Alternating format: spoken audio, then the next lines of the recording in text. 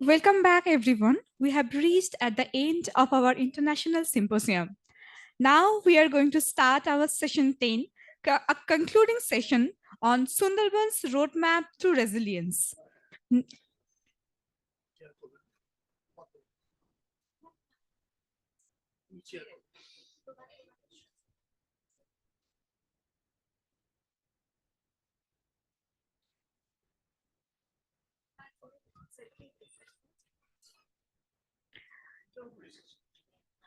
Now I would request to our respected Dr. P.G. Thar Chakraborty sir, Swami Vivekananda Chairperson, Environment and Disaster Management Department, Head of Environment and Disaster Management Department, RKMVRA Narendrapur, to come to the stage to join us.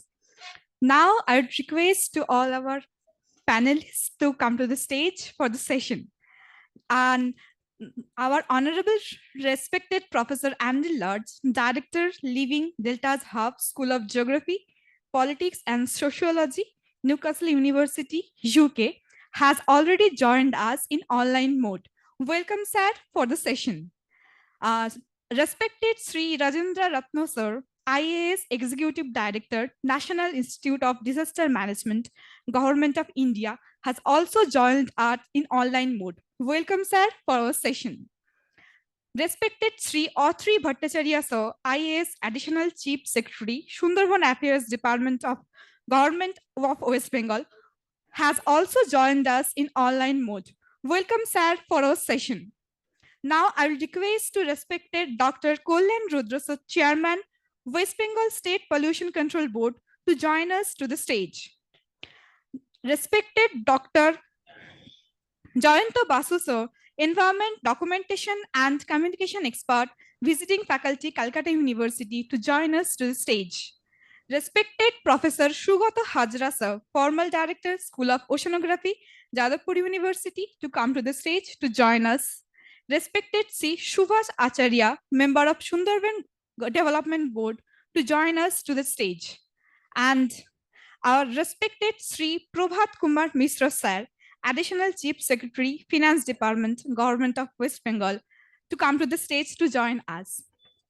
And I will request sir to chair the session. Thank you, sir.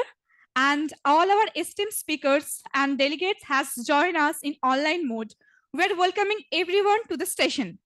And also the delegates who come here to attend the session and speakers who come here to attend this concluding session, we welcome you everyone to the last session. Thank you, everyone.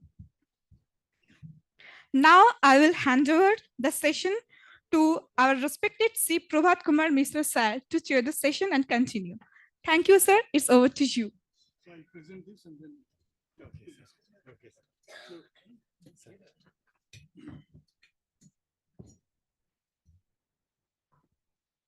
Thank you very much. It has been a great deliberation. I can see from the program that was given to me, and it has really been, I mean, almost all aspects of Sundarban development has been covered. And today, this is the last session. And to start the discussion, now I request Dr. P.G. Dhar, sir, Sridhar Chakraborty sir, to kindly present a summary of the deliberations that has happened. Thank you so much. Okay, sir.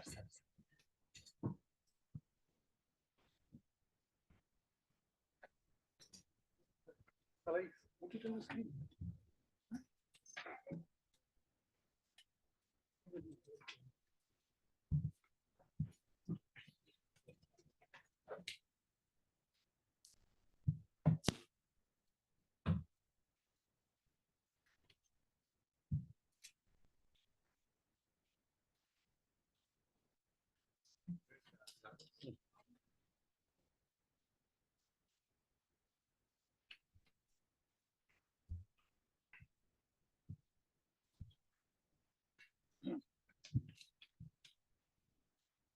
So we are at the concluding session, the validatory session. So validatory session will basically the presentation of the draft strategic framework and roadmap that we have prepared based on the deliberations for the last 3 days, where about 55 speakers they presented on various aspects of problems of Sundarban. First one and a half day, we discussed the problems, the challenges, the physiographic challenges, the climatic challenges, the disaster challenges, and the challenges in the livelihood, in agriculture, and other sectors. Roadmap. And next one and a half day, we discussed on the solutions. What could be the solutions? Now, this is, as the title says, it is a strategic framework on building the resilience of communities. Anuragji had some reservation about the term resilience. They say it is irrelevant for the Western world and not for the developing world. I had the opportunity to be a member of the expert group of the United Nations UNDRR, United Office for Disaster Risk Reduction, an expert group for developing indicators for the Sendai framework and also for certain common terminology.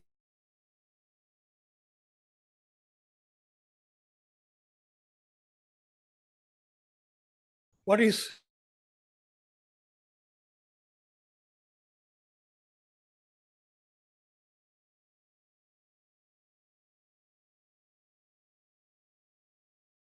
a working group for all countries?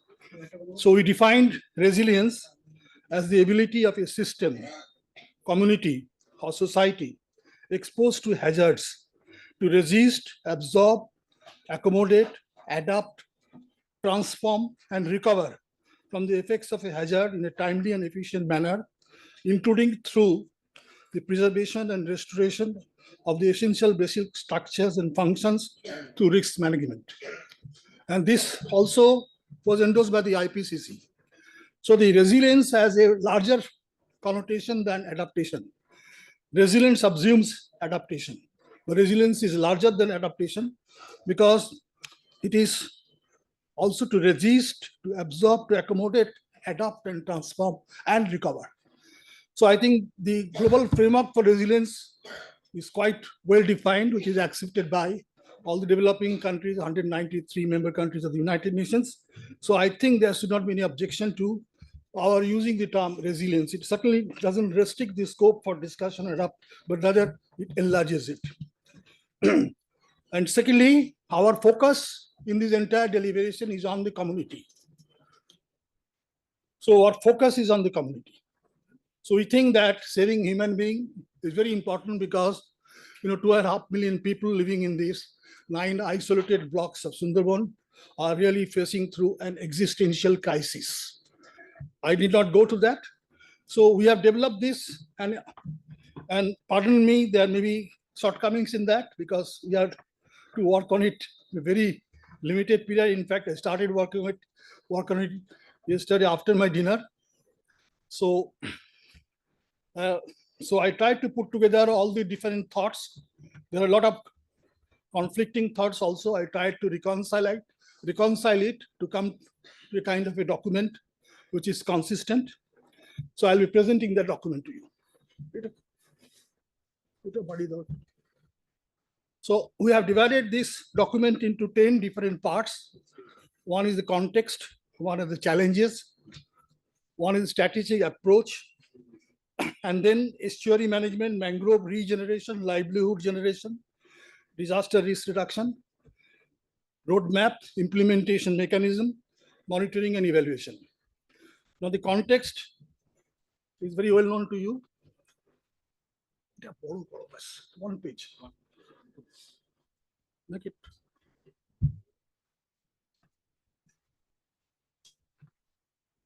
So context is very well known. Why you are doing this, I will not repeat that. And challenges, I've defined challenges in the same order that we have presented it in this workshop.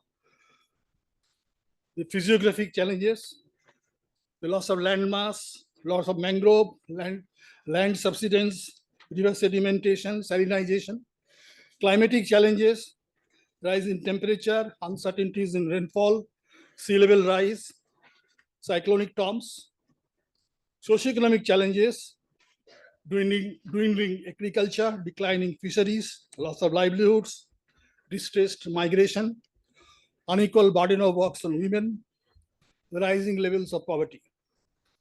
Now, in these contexts and the challenges, what is the strategic approach? So we find that, as Rajarshi was mentioning, there are nearly 2,000 reviewed papers, so much of knowledge, explosion of knowledge across various disciplines, but there is no strategic approach. This Sundarban Affairs Department, Sundarban Development Board was created in 1973 to plan, to coordinate all activities on development in Sundarban, but they have lost their planning role, they have lost their coordinating role. They never played this role. 1994, when the department was created, earlier it was the Planning and Development Department, Development and Planning Department. Then it was taken, new department was created, and the Development Board became an implementing agency. And that's notification says, I'm quoting that. It is an implementing agency of the department. So Development Board is not doing any planning, not doing any coordination. So many line departments are working there. And Professor Mr. Goni has listed out the list of the departments. And I find a lot of duplication of activities. The proverbial right hand does not know what the left hand is doing. So there is no strategic thinking. And I must say, and I must compliment Anurag and his organization. When they came up with this report in 2011, 2 years after that cyclone Ayla, and the devastation that it caused widespread damages, and the huge number of researches that took place thereafter. It was the first strategic thinking on Sundarban, and they came up with a very radical kind of a solution. And they said that a long-term perspective of 40 years in the future in 4 phases. In the first phase, they said all the 19 blocks of the 2 districts, they should be made into 1 district, district of Sundarban. And they demarcated a line, and they said the green line, and they said all those people who are living on that line, their capacity should be developed for non-farm activities. They are all farmers. They are doing farming and fishing. So they should be trained for doing non-farming activities. Eventually, they will be shifted to the hinterland areas outside this green line. And their population, they left out 2 blocks. They left out Goshaba block and left out Sagar block. They kept 6 blocks. All the 6 block population have to be evacuated. And they said in the phase 2, there will be infrastructure development in the new areas. And the phase 3, these people have to be evacuated. So that is the vision document for that. So it triggered a lot of discussion in that in various circles. In 2014, the World Bank came up with another strategy document. In fact, it is titled as a strategy document, Building Resilience for Sustainable Development for Sundarban Strategy Report. And in that strategy report, they in fact suggested that it's not 6 blocks, the 9 blocks, the population have to be evacuated. And they said that the future, the prospect of these 2.5 million people are better, their prospects are better outside their blocks, not in these blocks. So they have to be evacuated. And this land should be left to the nature so that mangroves can regrow and the area can be developed as an ecotourism for generating activities. And they said 2.5 million people, India is a large economy, Calcutta is a large metropolitan city. So the economy is growing and they have the capacity to absorb these 2.5 million people. So they are living in miseries. So they have no future in their land where they have been living for years, for generations. So this triggered a lot of discussion in the academic circle. I think all those social anthropologists in Devajyoti and others, we found Meghna also was there. And there are so many other scholars globally. There were discussions on that. But unfortunately, that discussion that took place, it did not have any influence on strategic thinking within the government.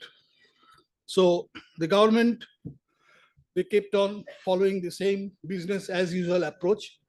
The Sundarbans Affairs Department, they have no power planning, no power of coordination. So they are implementing certain residual projects with Atri, Mr. Atri Bhattacharya. He also said he's doing some bridges and jetties, and now bridges and roads. And now say they will stop making bridges. And small projects on social conservation, agriculture, etc. And I found Sundarbans Affairs Department has a budget of 600 crore. And since then, they don't have any implementation mechanism, any instrument for implementing their programs, they could spend about 75 crore rupee till ending December out of 600 crore. So that means the money that is earmarked for the development of the region is not being fully utilized. Now, in this scenario, what we do? What should we do? What should be the strategic thinking? So we divided our thinking in that, four pillars. We say that this resilience of the communities can be built along 4 pillars. One is the estuary management. Now, on the estuary management, there are 7 main rivers of Sundarban, except the Ganga, which is receiving some flows of water. Now, other rivers, they are not getting, flow from the upstream locations. And so the challenge is that how do we increase the flow of the water? So there are some thinking is that we should dredge out some of the areas, connecting these rivers with their wetlands, and so that the water supply improves. And if there is a flow of water, there will be flow of sediments. And if there are sediments, then sediments will allow, will neutralize the erosion that is taking place. It may not neutralize it fully, but it may. And the part of the estuary management is the embankment management. And for embankment management also, different kinds of innovative techniques are there, which are presented by our Prabhat Kumarji in his presentations. The sedimentation have to be built in such a manner that it traps some of the sediments.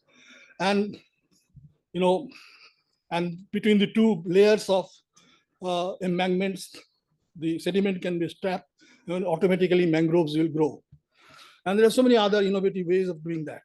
So estuary management is one aspect. The larger estuary management is connected with, Sundarban as a whole, where a discussion is necessary with the Bangladesh government. The part of the surplus river in Padma can be diverted to these tidal rivers, then it can solve the problem of flooding in Bangladesh, and at the same time, it will increase the flow of water in Sundarban. So that requires long-term arrangement. I mean, Bangladesh, I don't think that we are going to, Bangladesh is going to agree this so soon, because it's so intimately connected to so many other issues. The second issue is the mangrove regeneration. Now you're losing mangrove in the forest areas. We're losing for mangroves outside the forest area, the habitat areas also. In the forest area, it is losing because of 2 reasons, salinization, and also because of the erosion. On the southern part, sea-facing islands, forest islands, we are losing our land. And losing because of salinization, the saline spots there, and their trees are not growing. Species are also changing. And in the morning, we saw the presentation from Principal Chief Conservator Forest, what kind of innovative techniques they're adopting for removing the salt layers through rainwater harvesting within the forest, digging ponds, etc. And also trying to trap the sediments through various innovative techniques. So WWF is also doing the ring trap, and porcupine trap, etc. So I think these should be the approach. They are in, I think the flow of water improves, sedimentation flow improves, then estuary management improves, then that will lead to better controlling the erosions in the forest area and also salinization, because trace flow, water flow will reduce the salinity level in the water, in the rivers. Now, outside the mangrove, outside the forest area, the mangroves, I think there are a lot of success stories. We found that about 80 square kilometer additional new mangrove forest has been generated, but a lot of existing mangrove areas also have been destroyed due to anthropogenic activities, to the prawn cultivation, etc. Now, this mangrove regeneration, as Dr. Prabhat Mishra said in his presentation, we can make it a community-based mangrove regeneration project, where the community are the stakeholders. They can be made owners of that, and the women self-help groups can be involved for creating nurseries. They can earn some flow of income from the nurseries also. And then we can use this for mangrove also as an aquaculture for generating additional income. And further, the mangroves will be the carbon sequestration areas. And so these carbon that is sequestrated through the community-based projects, it can be traded in the national carbon trading market, which has now been opened up. So a lot of industries which will not be able to fulfill their commitment, they will be exceeding their emission limit. For every industry, certain emission limit, carbon emission limit has been fixed for them. If they are able to fulfill it, so they can buy the carbon credit from the farmers. Farmers will get money. So this kind of a win-win situation for community-based mangrove regeneration project. So that is what we have recommended. The third thing is livelihood generation. So livelihood is in crisis, but we found that every crisis, every challenge has opportunities. So we found that in the sector of agriculture, the sector of fisheries, the ICAR have been working, and various innovative projects have been successfully demonstrated, completed, tested, and replicated, both in the inland fisheries and also in the agriculture. Series of projects that we have mentioned in our report. And I think some of the enterprising farmers, they are adopting this in a lower scale. But most of the farmers, as you know, about 47-48% farmers only in Sundarbans, they own land. Rest of them are agricultural laborers. And those who own land, they're all marginal farmers. Not even 1%, 0.1%, almost 100% are marginal farmers. So they don't have the capacity to make the initial investment on agriculture and fisheries. So there we have to develop certain schemes by which these farmers can adopt this with some initial capital investment, some kind of hand-holding approach, credit, marketing facilities. And suddenly this can be, and we found that in agricultural, wherever they have done it, their income has multiplied by 3 times. Fisheries, it has multiplied by 4 times. It's a very success story, good success stories. We also found that there are a lot of possibilities for organic farming and nature farming, for growing vegetables, organic vegetables. There are a lot of potentiality and the huge captive market nearby. So with a proper arrangements for storage, for refrigeration, for transportation, etc., the farmers' income can be multiplied. So we have seen that in villages where these projects are implemented, fisheries and other projects, there is a reverse migration. The male people who migrated, they came back to the villages, they found additional opportunities created. So these are all, green shoots in some of the isolated area. So certainly this can be replicated, and we can replicate it in a larger scale. Ecotourism in another area where there are a lot of potentialities, but now so far it has been done in a very unplanned manner, and this has not benefited the community. So there are tremendous opportunities for developing very strict guidelines where the benefits should flow to the community. So, and that should be orientation in ecotourism. Now, we have also said that there is a lot of potential for the estuarine and also marine fisheries. And there are certain, crab farming and also prawn farming for certain varieties. This can be done in some selected areas where also I think some kind of support will be required.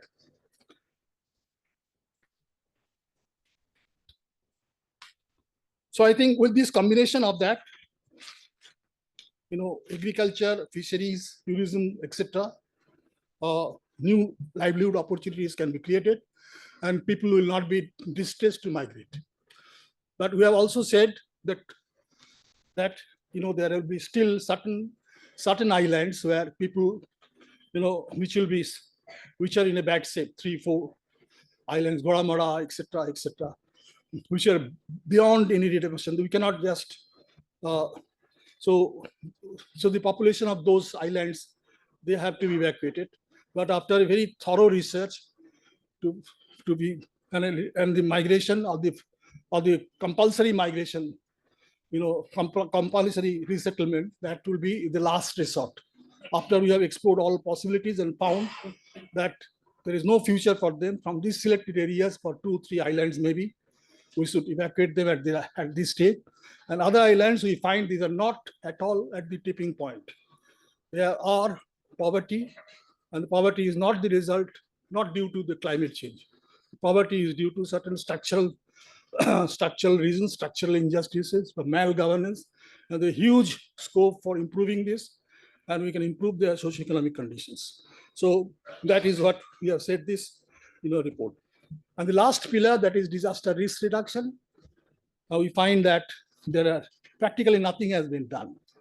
So right from this hazard vulnerability risk assessment, exposure assessment, risk assessment, and then we should create a platform, GIS-enabled platform, where we can integrate the data from various sources, and at very high resolution, we can prepare map at the village level, which can be open access in vernacular.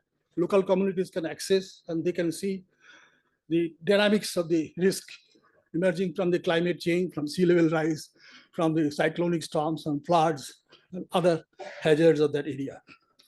We have also said that at the village level, at the panchayat level, and also at the block level, there should be disaster management plan, and the holistic plan, including disaster prevention mitigation, as also disaster preparedness for response. And on preparedness for response at the community level, there are a lot of things that can be done: better early warning facilities, better capacity development, where villages can be trained, their capacity can be developed. These are all isolated villages where responding teams, if it comes, there will be a lot of delays in that. So people themselves can look after to save lives, to save their assets. So these are broadly these things. We have not ventured to work out what is going to be the estimate of that. But I personally feel, considering even the budgetary allocation, other things, and so many departments are working. So all these departments' resources are put together. And if you're able to project this entire thing, and I always feel that, the crisis that Sundarbans is facing, 2.5 million people, their existential crisis, this has not been highlighted in the national discourse. It has not been, once in a time, there is some crisis, there is some kind of discussion, like post-ILA and all, and we have forgotten them. So this has not been placed at the national discourse, not to speak about the international discourse. And I have compared the positions of these communities with those living in the SEEDS countries. I had the opportunity to be involved in the SEEDS in Pacific Islands and also in the Caribbean. There's so much of noise about them, and then they are dominating the discussion in the COPs and all. And they have been able to extract the damage and loss which the developed countries were denying them, but ultimately they had to concede, because the power of their voice. But their condition, except maybe some islands like Karavati, etc., they will be submerged in a few years' time. But our condition of Sundarban people are far, far worse in terms of the level of poverty, the human development, and the density of population, the level of risk they are facing. So this should suddenly be highlighted globally, and I think resources should not be a problem. If you are proactive, if you have a vision, we can suddenly mobilize resources nationally and globally for developing this area in a very time-bound manner. And I have created a vision. So this is also Vision 2050. By Vision 2050, in a short-term period, 0 to 5 years, medium-term period, 0 to 15 years, long-term period, 0 to 25 years, 2025 to 2050. we can certainly transform that area. This area has got the potentiality. The community is very strong. There are not much of community differences. Community is very coherent because everybody is a sufferer. Everybody is a marginal poor people. The poor can all unite. We can develop their capacity. They need little handholding support from the government, and we are all morally obliged to do that, particularly our university, which is almost on the border of the Sundarbans. They are our neighbors, and we have been working mission to the Ram Loko Shikha Parishad have been working with that. We have already developed a project on that, submitted to the government of West Bengal, and so we can still work on it, and we intend to further work on it.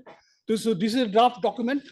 There may be some things, some mistakes here and there. I agree, because literally I walked in just yesterday after dinner, so came out with the document. So there will be some shortcomings, I agree, but we are going to circulate it. We'll put it in our website. You can have a look at it.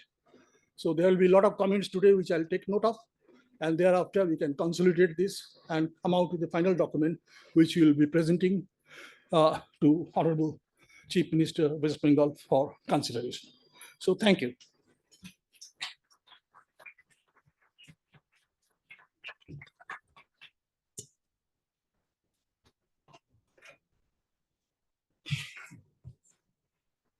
Thank you, sir. Thank you very much. We have some eminent colleagues online, and I welcome them. Mr. Dr. Andy Large, Director, Living Delta Hub, School of Geography, Politics and Sociology, Newcastle University. We welcome you, sir. Then we have Mr. Rajendra Ratnu, IAS, Executive Director, National Institute of Disaster Management, Government of India. We welcome you. Thank you very much for joining us online. And Shri Atri Bhattacharya, sir, are you there? Hadir hu, Prabhat. Sir, I am really grateful, sir. Sir, welcome to this concluding session on Sundarbans, sir. Thank you so much for being with us. And there are other panelists here with me, Dr. Jayant Basu, Dr. Kalyan Rudra, and Mr. Subhash Acharya. Yes. So we are all there. So I think we can, sir, begin with the panelists. And so I believe Mr. Dr. Andy Large has to leave. So I request you to kindly give your first impressions on the draft which has been presented.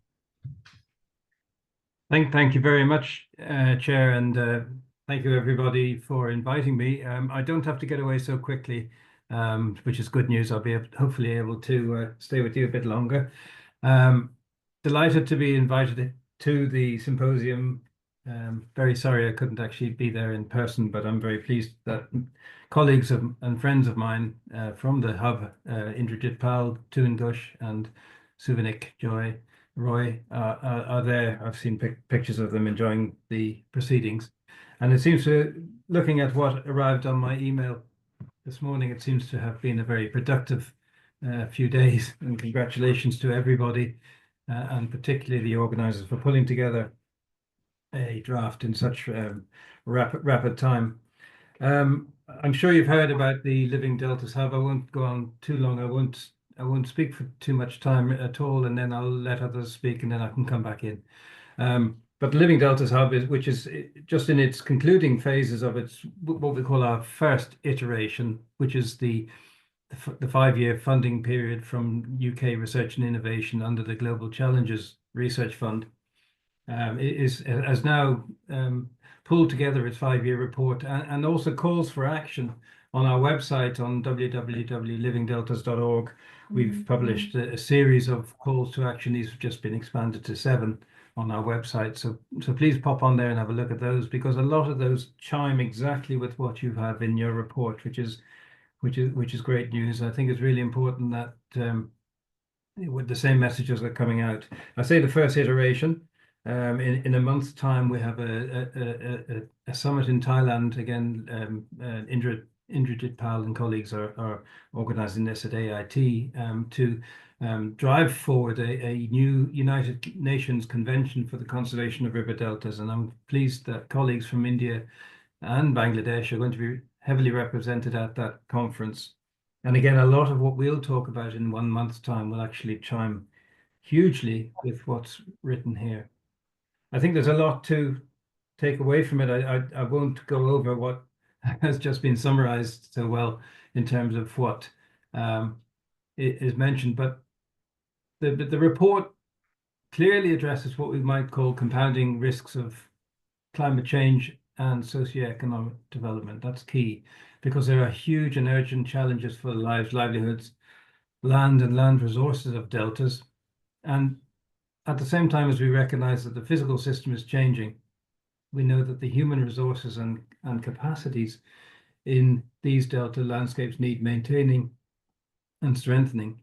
And we also know our work in the Living Deltas Hub really emphasized that solutions must be cultural heritage sensitive and devoted and devolved to the lowest possible level. So in terms of adopting the 8 principles of locally led adaptation, for example. We also know that we're working at the nexus of land, water, energy, and food.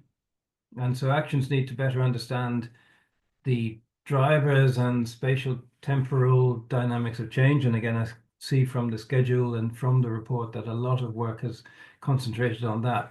One thing I did notice in my very brief read is that it's almost like leaving something hanging at the very end on page 14.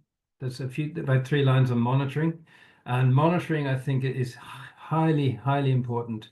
The Living Deltas Hub is proud of the fact that we established the first delta-wide water quality baseline. I'm sure Tuhin talked about this over the last few days for water quality in the Indian Bengal Delta.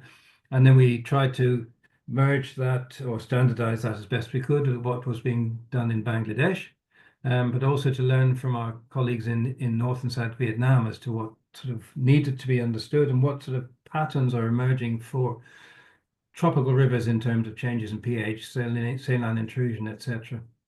And continuing that monitoring. If the hub's baseline ends up just being that, a 5-year assay of water quality, which then is not taken forward in terms of continued assessment of those waters, then we will be in a weaker position to respond to the rapid changes which are being multiplied by climate change. Climate change is not the main driver here. The main driver of land delta futures is the degradation of delta landscapes, which has happened for centuries. And climate change now is a modern and wicked and scurrilous multiplier on all of those problems, and weakened deltas will respond worse to climate change. So monitoring is key, both of the physical and human system.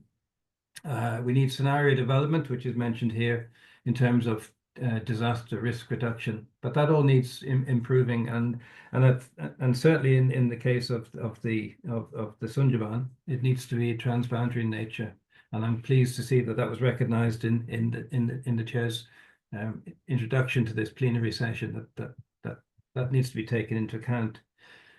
And therefore that systems perspective is needed to both across the Sundarban in India, but also taking account of what's happening in Bangladesh, to look at drivers of current change and predicted changes, to identify the trade-offs that you do mention in terms of, for example, sustainable aquaculture and mangrove regeneration, carbon trading, and all of those synergies that will potentially provide win-win scenarios, but to be as holistic as possible in the planning for resilient and adaptive delta futures. And so finally, my last point, I think, really is what would be needed, and I'm happy to stay on the panel and come back on any of this, is co-created people-centered solutions, which again I see is really key here. And I'm pleased to see in one of the aspects on page 14 on the on the DRR is the advocacy of participatory GIS, where sort of maps of change are taken to two communities to allow them to select the layers of hazards, vulnerabilities and exposures that they perceive as being the key sort of the key aspects needed for assessment of disasters and climate change. So we need increased data sharing. That's something that we always advocated in the hub, that what we could try and find, what we found during the hub, we could try and share. COVID-19 sort of put a bit of a sort of stop to that in many ways in terms of that momentum. And I did do a quick Control F through the document, and COVID-19 is only mentioned once in the document in terms of reverse migration. I think, again, in terms of DRR, we have to expect that we might see similar again, and something needs maybe to be in the document, recognizing that even if it's just putting the context of pandemics on the document, that resilient systems need that forward planning, certainly towards 2050 for that. So we need the open access mechanisms. Our data is coming out, and we're hoping to make it as widely shared as possible. The comprehensive frameworks that you mentioned are key in terms of the decision support tools, the action-oriented research that the document advocates, but it also, importantly, clearly identifies who will be the beneficiary of evidence-based policy. And again, that's something that the hub in its final phases is really trying to emphasize, is the need for a strong evidence base for policy recommendations, but also not simply sending out policy briefs, but engaging in policy dialogue from the grassroots up. And this is something that the UN Convention for the Conservation of River Deltas is advocating and will do at the summit in 1 month's time, is to include grassroots representation to drive the convention from the very beginning. And so the whole aspect of the forward-looking strategic framework and roadmap, I think, is key, because it does emphasize the need to include communities on an equitable partnership basis. And so that dialogue and equitable collaboration is key to involve the people in the Sundarbans who are, as Salim Ulhuk, who was the late and dearly missed Salim, who was on our advisory board, emphasized that these people are the first global adapters to climate change, not the first global victims to climate change, because there's so much information and knowledge base from indigenous practices and cultures that will provide a bedrock for many of the adaptive strategies that are advocated in the document. So I'll stop there, and congratulations to everybody for that. And I'm happy to stay on the call and pop in if you need any further comment from me. So well done, and well done to everybody in the room for all of your work on this. It's great work. Thank you. Thank you so much, Professor Andy Large, for sharing your thoughts. Thanks. Now, may I request Mr. Ratri Bhattacharya, sir. Sir, could you please come online and then share your views on the strategy that has been presented and your other thoughts, sir? Good afternoon, everybody. I'll just turn on the video, though I'm not sure that's such a good idea.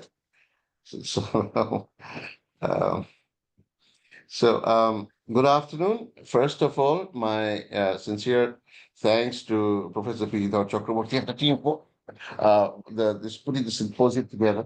Unlike a lot of similar exercises that I've encountered over the last few years, this has a number of issues. This addresses a number of issues that not only the Sundarban Affairs Department, but the West Bengal government is engaged with. I have not been through all the papers, and I have not been present during the sessions. So it would be presumptuous for me to make any statements about these. But all I can say is that the issue of resilience is closely linked to what I outlined during the opening session, that we have to resolve this nature versus man and man versus nature. But shouldn't be a conflict, but it's turning out to be that. And the way forward would, as I see it, would be to stop the population growth in the Sundarbans at its present level, and address the issues that have been raised in this symposium, that is the issues of livelihood, uh, building, building with nature rather than violating it, and resilience in view of the repeated natural disasters caused by climate change. So I look forward to uh, seeing the outcome and the final paper prepared. I must thank the Ramakrishna Mission and our respected senior Pijita Chakraborty. And thank you, Prabhat, for also coming in. And I would suggest that once this paper is finalized, we can place it to government together along with Swamiji and Dr. Chakraborty, and and find our way to implementing the suggestions as far as possible from the government of West Bengal and possibly, hopefully, with help from international agencies. Thank you. Sir, thank you so much, sir. Absolutely. Your concerns definitely echo all of us, the views of all of us who are here, that we have to work with nature, we do not against it, and we have to build around it, and the opportunities it throws up. Once there are challenges, there are opportunities also which can be tapped to really tackle those challenges. And sir, the excellent idea, sir. Once the paper is ready, then both of us can sit down and then it can be presented with Dr. Dhar, with our senior colleague, the government. It can form part of the policy, and then we can take it forward through various fundings that can be garnered, sir. Thank you so much, sir, for sparing My your pleasure, time. Parama. Just one addendum. I think we should continue. We should build upon Ramakrishna Mission's involvement in this area, because not only do they have the network, they have the credibility, to take this forward with the local population. Thank you. Sir, absolutely, sir. The kind of connect they have with people at large at the grassroots will come very handy, and that will be a very big dividend and kind of a real good needs to really push it forward. So thank you, sir, again. Thank you. Thank you so much. Now, may I request Shri Rajendra Ratnu, IAS Executive Director, National Institute of Disaster Management, to kindly, sir, could you please come online and share your views? Thank you, sir, for this opportunity. Let me first compliment for this international symposium on building resilience of communities in Sundarban, which is primarily organized by School of Environmental and Disaster Management, Ramakrishna Mission, Vivekananda Education and Research Institute, in collaboration with the School of Oceanographic Studies, Jadavpur University, and Department of Sundarban Affairs, Government of West Bengal. A very, very good initiative. Sundarban is a very, very ecologically sensitive zone. We all of know, need not be re-emphasized. And there's a lot of deliberation on the problem that is being, faced in the Sundarban by increasing sedimentation, decreasing depth, rising salinity, and which is reflected and having a cascading impact on submergence of the island. We come to understand that Lohachara and Bedford Islands, they've already got huge submergence. Ghoramara Island is at high risk of submergence. And similarly, there are effect on the livelihoods, which is reflected in agriculture, livestock, and many other sectors. There's a huge change in the land use pattern, which is reflected from the data. There is a huge loss of the mangrove cover. 4.7% of the mangrove forest changed to water bodies, and 2.9% converted into bare lands from 1973 to 2023. And between 2002 and 2009, has shrunk substantially from 2,150 square kilometer to 1,600 something kilometer, which is based upon the West Bengal government statistics of 2009, and the recent statistics may be, showing much more alarming, scenario. Similarly, Forest Survey of India report 2017 also depicts mangrove area in West Bengal has from 2076 square kilometer in 1987 to 2114 square kilometer in 2017. It shows an increase in the mangrove forest area. Some reports are showing the decrease. So surely there is a degradation of the landscape, and I agree with my previous speaker, particularly Andy Large, who has emphasized that not only the climate change, it is a degradation in the, in the basins of the river, the way human activities are being done, the method of our agriculture, and totally straying away from the nature-based agriculture, where more and more use of pesticides is leading to, the organic life in the, upper lands, upper streams is getting affected, and that leads to loss of topsoil in every highly precipitated, that is, by the increasing intensity of climate induced disasters or extreme weather events in terms of high precipitation rates, which is reflected in terms of cyclones, floods, and other natural hazards, which are on the increase in everywhere, and particularly in the Indian subcontinents and this part of the country. And problem of the estuary, therefore, is a reflection of the problems in the river basins, problems in agriculture systems, food systems, and other related human activities which are there. So I feel that problems of Sundarban not be addressed only by focusing on Sundarbans, because the problem of estuary of a river is a problem of the river basins, and we need to have more watershed based approaches, more regeneration of the agriculture, more moisture retention in the upper streams, as well as working consistently and constantly with the estuary area also will give a comprehensive and holistic solution to the problem. I have a similar kind of area in which I started my career in Tamil Nadu, where there is a Pichavaram mangrove forest. And we have seen that how this forest area and the community was so resilient during tsunami period and loss of life. I had two areas. One was having no mangrove cover, another area where there was a mangrove cover, and there was a substantial reduction or substantial saving of lives due to mangrove forests.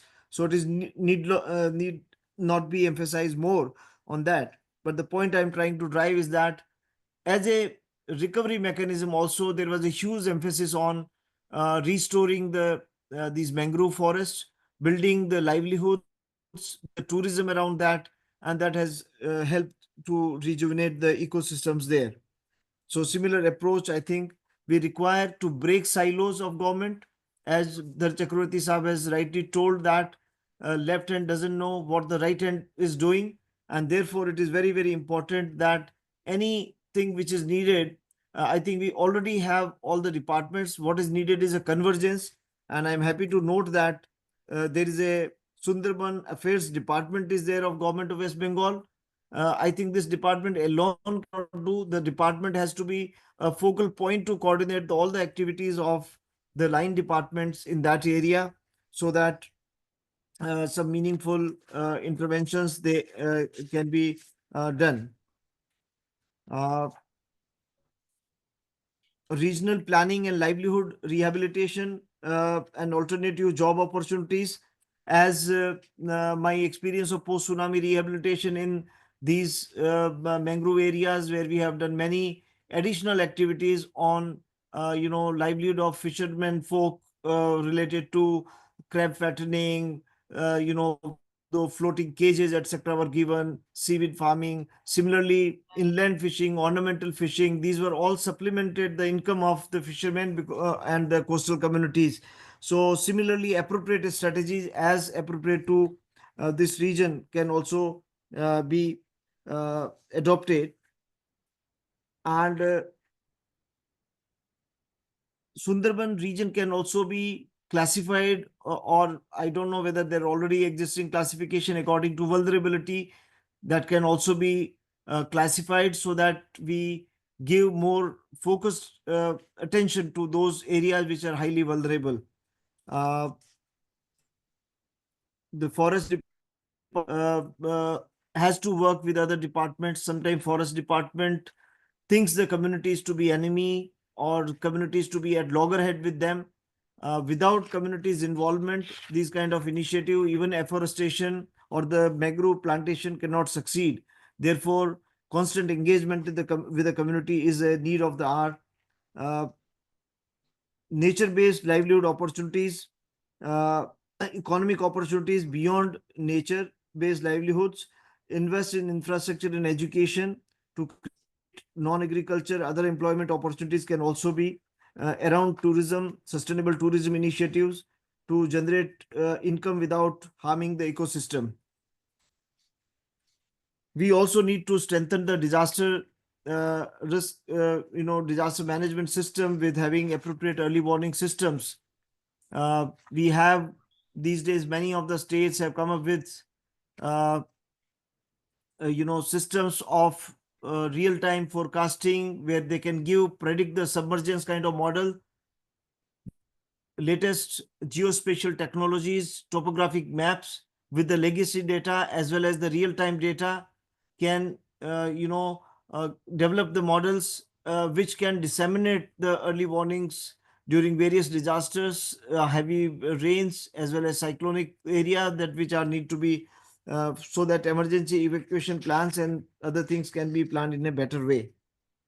Dhar Chakravarti sir has very nicely summarized the 4 pillars. Therefore, not much of the scope is left to speak. He is fully put on the estuary management, community-based mangrove regeneration, livelihood regeneration, and disaster risk reduction. So I'll just touch upon the disaster risk reduction, being heading the National Institute of Disaster Management. We are having this India Universities and Institutions Network under DRR, which focuses on research. Whatever are the research questions of this area, if that can be, flagged to us, we can encourage, and we have a small funding grant for some research projects. So we can see that how our, university partners in that region can take some collaborative research to understand, assess the problem, and also on the applied aspects of addressing the problem. Human resource development and capacity building is the major answer to making the resilient communities. Similarly, the policy related aspects which are reducing the disaster risk reduction, it cannot be a separate policy. I think all the developmental sectors which are working, and particularly in the Sundarban region, they need to see that they mainstream the DRR agenda into their working. Whatever activities they are doing, at least that should mitigate and reduce the risk, and at no cost that should increase the new cost or create newer risk and into that region.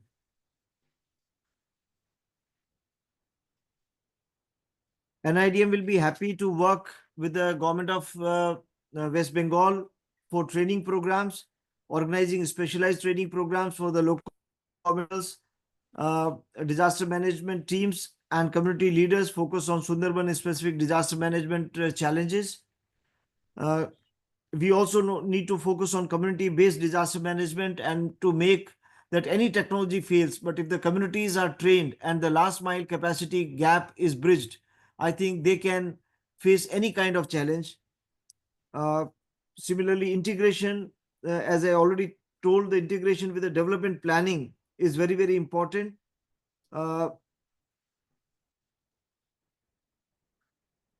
And also there is a need for whatever significant disaster events, we need to do the documentation of them so that we have the data, so that in the future, if such eventuality comes, we can see what were the success stories, what were the challenges, what were the weaknesses, and what were the vulnerabilities, what were exposures, and how to work on them constantly to reduce them. With that, I'll just like to conclude that Sundarban is facing severe threats from climate change, sea level rise, and human-induced land changes. And integrated conservation efforts are crucial to protect biodiversity, strengthen disaster resilience, and sustain livelihoods. Government policies, community participation, breaking silos of governance, technological interventions with a core of community participation is needed for a sustainable future of Sundarban. Thank you very much.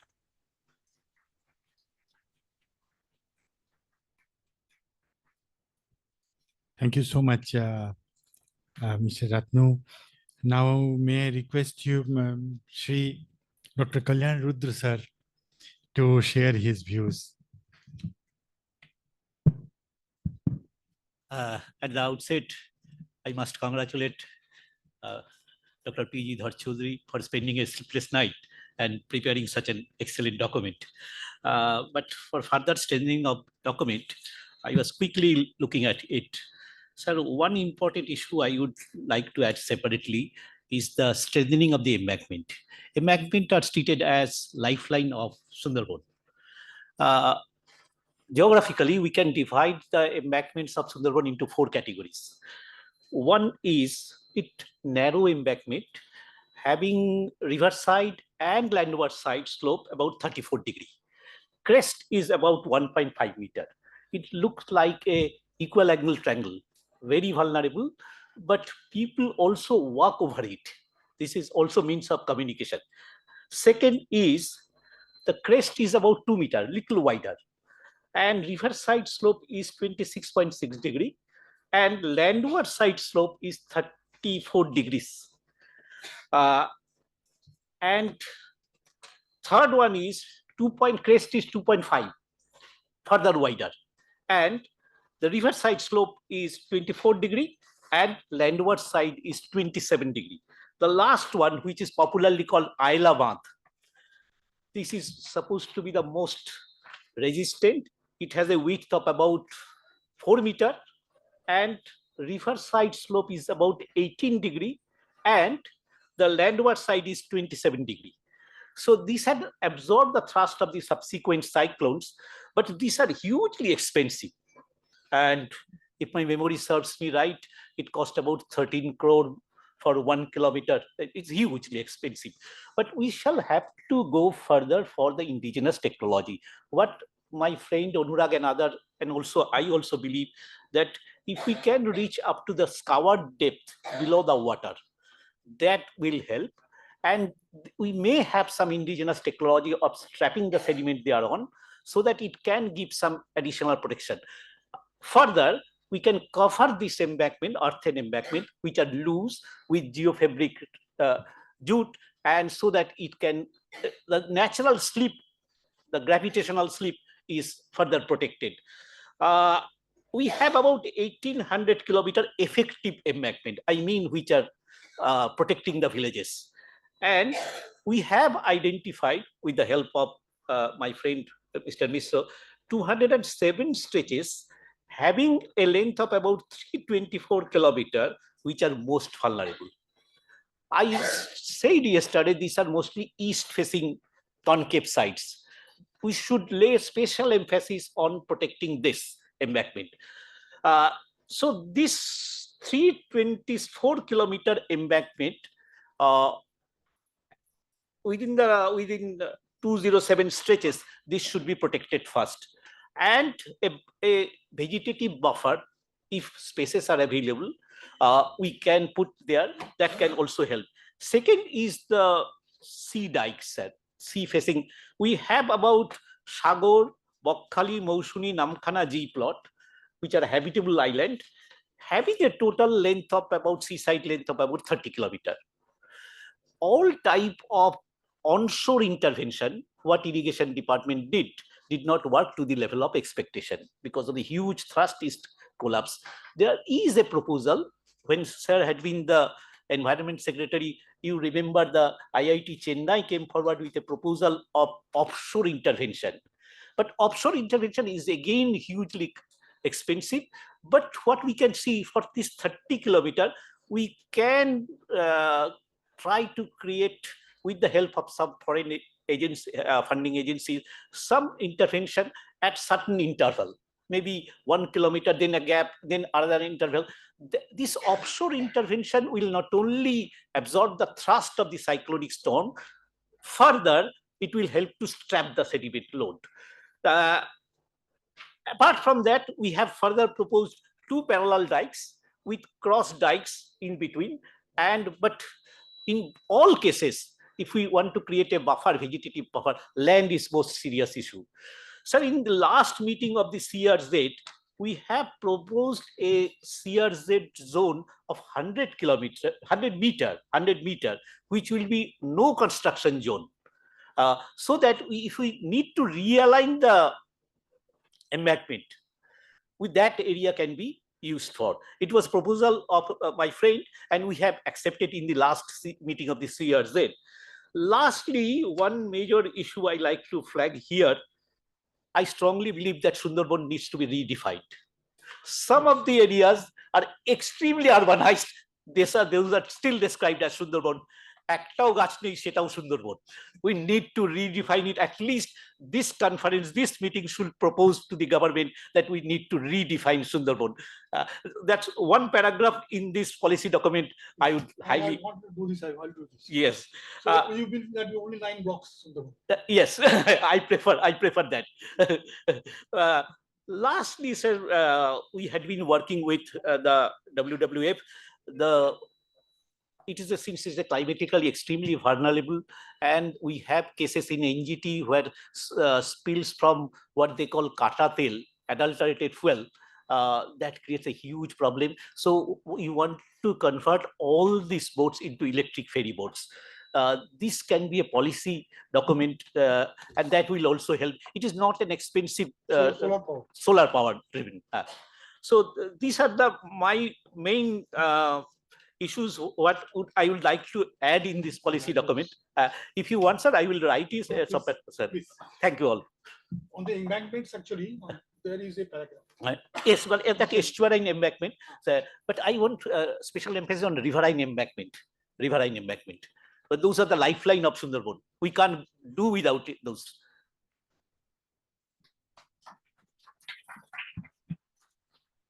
So thank you so much, sir, for very elaborately covering all these aspects in Sundarbans. Thank you, sir. Thank you again.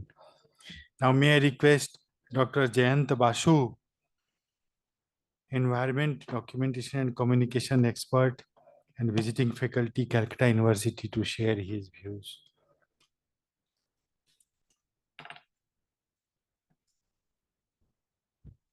Thank you, Dr. Misra and Dr. Chaudhary, Kollanda, Dr. Kullan Rudra, Subhash Babu. On the outset, I should congratulate the organizers for coming up within a very short time with a strategic framework. Has been pointed out that this needs further work, definitely. Kollanda has already spoken at length about the embankment issues and the related issues. So that's his area, and we all look forward to Kollanda for hearing that. So I'm not going into those. What I'm trying to bring on table, few of the issues which I think is important in the context of state, national and international context. Having working with Sundarban nationally and internationally since 2019, I think there are few issues which need to be flagged up adequately, which we haven't done so far as a whole. On the outset, I just would like to, I think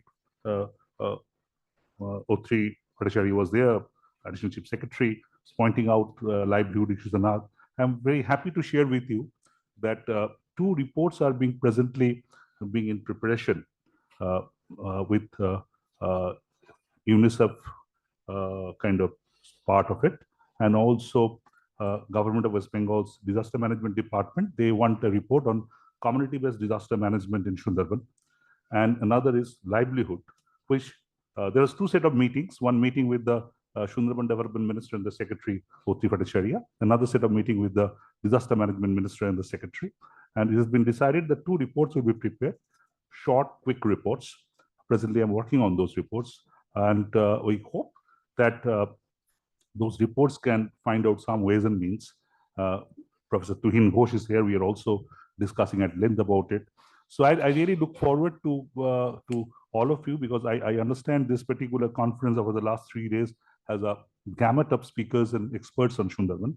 So it will be extremely wonderful. And I also kind of request the organizers to, if possible, to share anything on this to particular areas. What's community-based disaster management? There's been talks going around how we can turn the schools into temporary disaster shelter. Already a model has been done in Umirmari in Goshaba block, and now whether it can be expanded, how it can be expanded.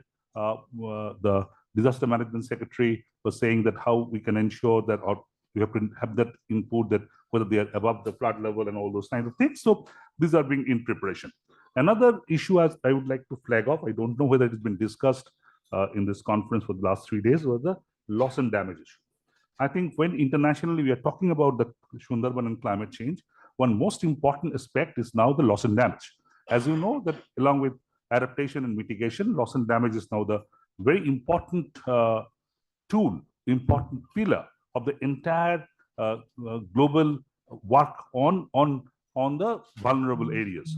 And thankfully, with all the exercise being taken by everybody around, Sundarban is now trying to be mapped within the loss and damage.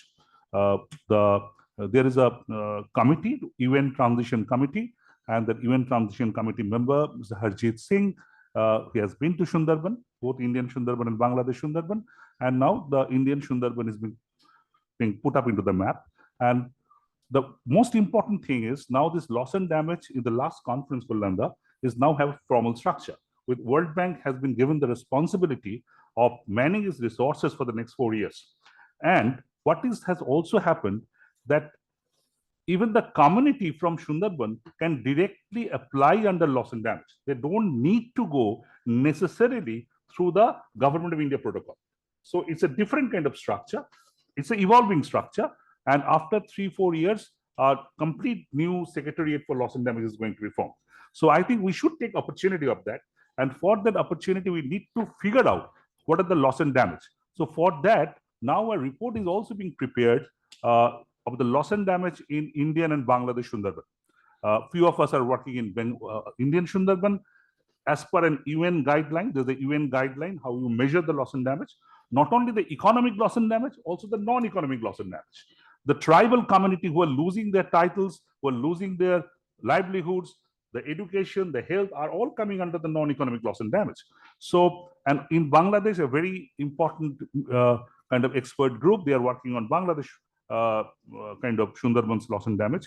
Unfortunately, the geopolitics is not allowing to do it together, perhaps the way it should have been. But we had meeting. I had been to Bangladesh even a week back. I was in Bangladesh. We had a couple of meetings, and we decided broadly that a broad outline structure should be set. Then they can do their report, we can do the report, and we can put it together. So I just, on the outset, I put this up for the knowledge and understanding and for the input. As far as the way forward is concerned, I also go back to a World Bank. I'm a part of the World Bank work that has been referred. And in the World Bank, myself and my very good friend, Anurag and Nilanjan, Dr. Nilanjan Ghosh of ORF, we prepared a report called Searching Sustainable Sundarban, based on huge amount of documentation. We documented about more than 500 people, starting from absolutely at the government administration level, ministerial level, to down the lane, the community, and tried to find out which are the key game changers for Sundarban. Subhash Babu is here. We had constant interaction. So the issues, those have came up. 15 issues have come up. I'm just reading it for you. Disaster management, disaster vulnerability and population vulnerability, legal instrument, river management, climate administrative responsibility, climate change impact, livelihood issues and embankment, definitely, communication and infrastructure, institutional scientific process, market, ecotourism, community awareness, conservation, and poverty alleviation. These are the 14 areas which have come up as the primary areas for intervention. And we then kind of broke it up in 3 groups: physical infrastructure, social infrastructure and institutional infrastructure. And what has come up from that, I'm just looking at this report, that climate change is now so much key to the whole intervention. You can do a lot of livelihood interventions. One storm can take it away. So climate change needs to be at the center of policy framing in Sundarban. It's it has to be everywhere. But for Sundarban, it's absolutely imperative. And the Panchayat's long-term 5 years plan, Prabhat is here, and I really look forward for him to lead that, because he has been so passionate about Sundarban. We know that we need to, Prabhat, to look forward. The long-term planning for Sundarban, the 5 years Panchayat plan, should have climate change resilience within it, because we often look forward for the international funding. That's important to get hold of international funding, be it GCF, be it adaptation fund, be it whatever. But our government is spending a lot of Sundarban. I think the environment minister, finance minister has in the budget being about 1,000 crores for, I think, Sundarban and other related issues. So if you look to all the departments, Subhash Babu can say better, Sundarban affair, forest, irrigation, the huge amount of budget being spent for Sundarban. So if we can take climate change resilience action into the core of it and kind of mainstream that action, that can actually be an extremely advantageous position. Kolanda has long been talking about how the embankment should be made. It's good to know that now some of your advices are being put into the policy practice. So my only point is that I also see here, I didn't have the chance to go through the details, but I look forward to, I was discussing with, if you look at the page number 9, 3.4, there are two reports being referred. One is WWF report, one is World Bank report. And it is recommended that 1.54 million people living in 9 blocks of transitional zone should be shifted to the stable zone of remaining 10 blocks and beyond in Kolkata metropolitan region. Now, this is an evidence-based suggestion, but you have to integrate the evidence along with socio-political, all aspects. Otherwise, it can hit you back. Taking 1.54 million people away from Sundarban and kind of put them in a different place is not an easy ballgame. So my point is, we need to look at the low-hanging fruits. No point in talking about the areas as of now, which will only drag the process, because in the same heading in 3.7, there's a point being written: large-scale evacuation of people from their habitats must be avoided at any cost, as this will cause unimaginable human sufferings. Quite rightly. So clearly, 3.4 and 3.7 are not singing in the same tune. So we need to be realistic. Definitely, there is no doubt that people have to be shifted sooner or later. But we have to go in phases, because the moment we start with this, Dr. Mishra knows better than me, it will create some kind of an issue that can put the whole process backwards. So resilience is not a easy thing. Sundarban is a difficult area, difficult terrain.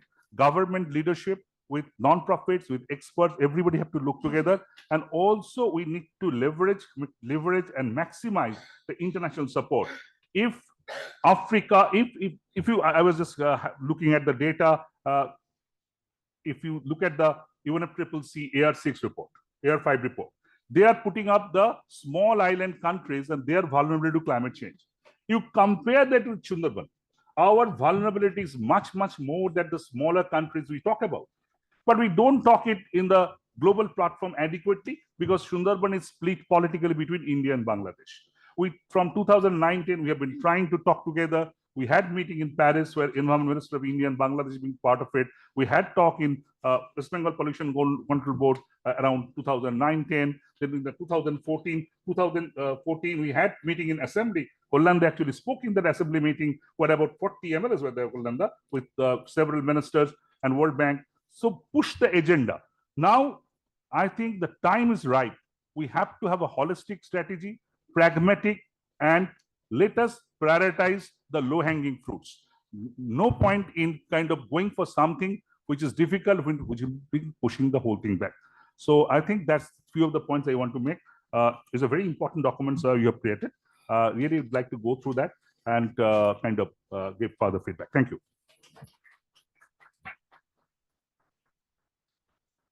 Thank you so much, Dr. Jayanta Basu, for very comprehensively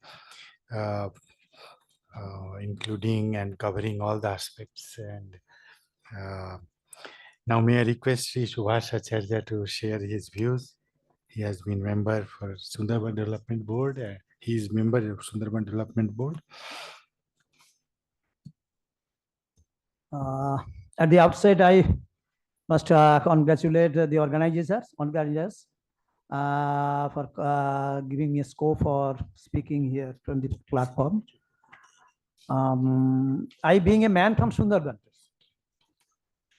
I born in a village where every day Bangoposagar, the tide come on the embankment of this village. This village is in Pathapatima. According to me, the Sundarban problem, as I feel towards my experience, and I have worked Sundarban Development Board for 35 years. According to me, the major problems are concentrating with water management in Sundarban. But during all those deliberations, I have seen only one deliberation, one presentation is by Dr. Chando regarding his restoring ponds for rainwater harvesting. There is no other speakers as deal with this water management policy in Sundarban. Because nowadays, if you visit Sundarban, you will see it's like Bardwan. You see the boro paddy is covered almost 30 to 40% of the land in Sundarbans. From where the water is coming, there is mostly no surface water. Professor Rudra has mentioned several times through newspapers. Now all the water are coming from groundwater, and all the groundwater is coming from the same aquifer from which we are extracting water for drinking purpose. Sundarban is depending on the groundwater below 250 to 300 meters underground. This is only aquifer. So we are extracting water from that aquifer through sinking the submersible pumps. We are going to the 900 feet below the surface level and extracting water from there, and we are cultivating boro paddy. And from February onwards, there is a serious scarcity of drinking water in some of the blocks where there was no problem 5 to 6 years back. Even in Sagar, there is very scarcity of water during May, June. When the tide comes, some water is coming from these hand operating tubewells. In Hingalganj, in Basanti, in Pathapatima, the island blocks, they are not getting water. There is no government policy or no imposition of law how these can be restricted. And at the same time, some of the moneyed people who are also extracting water from groundwater for commercial purpose, their bottled water. In Sundarban also will get 20-liter bottled water is given to the people. They are taking it and not relying on the hand pump well. There are also pipe water, but they are buying water from those persons and they are commercially use the groundwater. There is no government restriction. Who will do that? Who are giving the permission? From where they are getting the permission? This is a very devastating case. In, I think, next 5 to 10 years, the groundwater aquifer will go down. There is a study by Joy Gopalpur Gram Vikas Kendra, who have seen that 20 to 50 feet aquifer has gone down during May, June. So where the water will be there? Because the Sundarban habitats, human habitation is possible for only by two sweet water. One is rainwater, another is groundwater. And if the there is a fluctuation in monsoon rain, that is rainwater, then what will be the fate of those people? 5 million people are living there.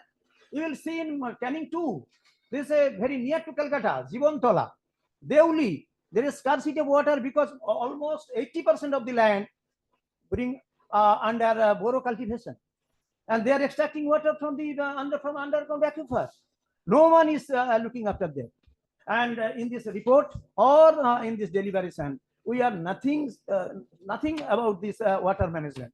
And embankment, according to me, embankment, river embankment is also a part of water management, because the water is coming from the sea.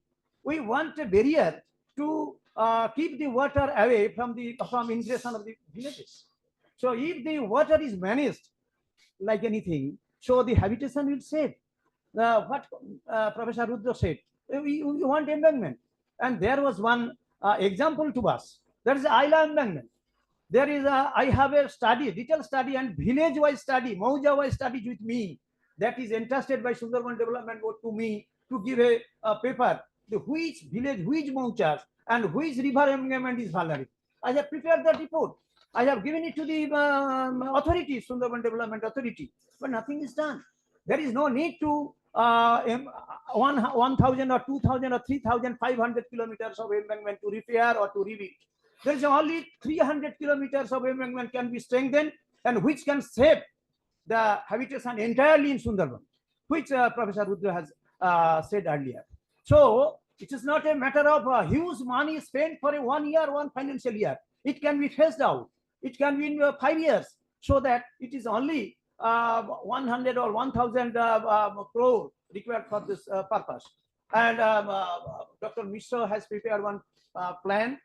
He said that the external aid will be there, but there are so many problems. We got 5,000 plus crore rupees from central government, but we could not use it. Only 25% of that money has been used. Only 1,000 crore, 1,250 crore has been used, and the rest amount has been gone back to the government of India. We cannot use. There are so many problems. I do not want to point out those problems, but there is every scope to find out the area specific retreat of embankments, and or otherwise to strengthen the existing embankment, which can be done. And another thing is the forest, mangrove forest regeneration adjacent to the villages, which are very much interested with the people of Sundarban, because these mangroves are saving the embankment as a first line defense. Where these mangroves are there in the shoreland, the embankments are protected. But where there is no shoreland, what will be the fate of that embankment? So we need a retreat of embankment towards the village side. We'll have to see that. And the experiment done by WWF, which we have seen earlier, there is a possibility of restoring shoreland by through silt deposition. That can be done. But we are thinking about the single way that to put the embankments only. No, not even the single line dimension. There should be different complexities are there. So we'll have to think of the sedimentation load, the meanders, what is the velocity of the water force is coming within from sea, and how much of water is coming. There is a provision from the irrigation department, the water gauge. Now the post has been done.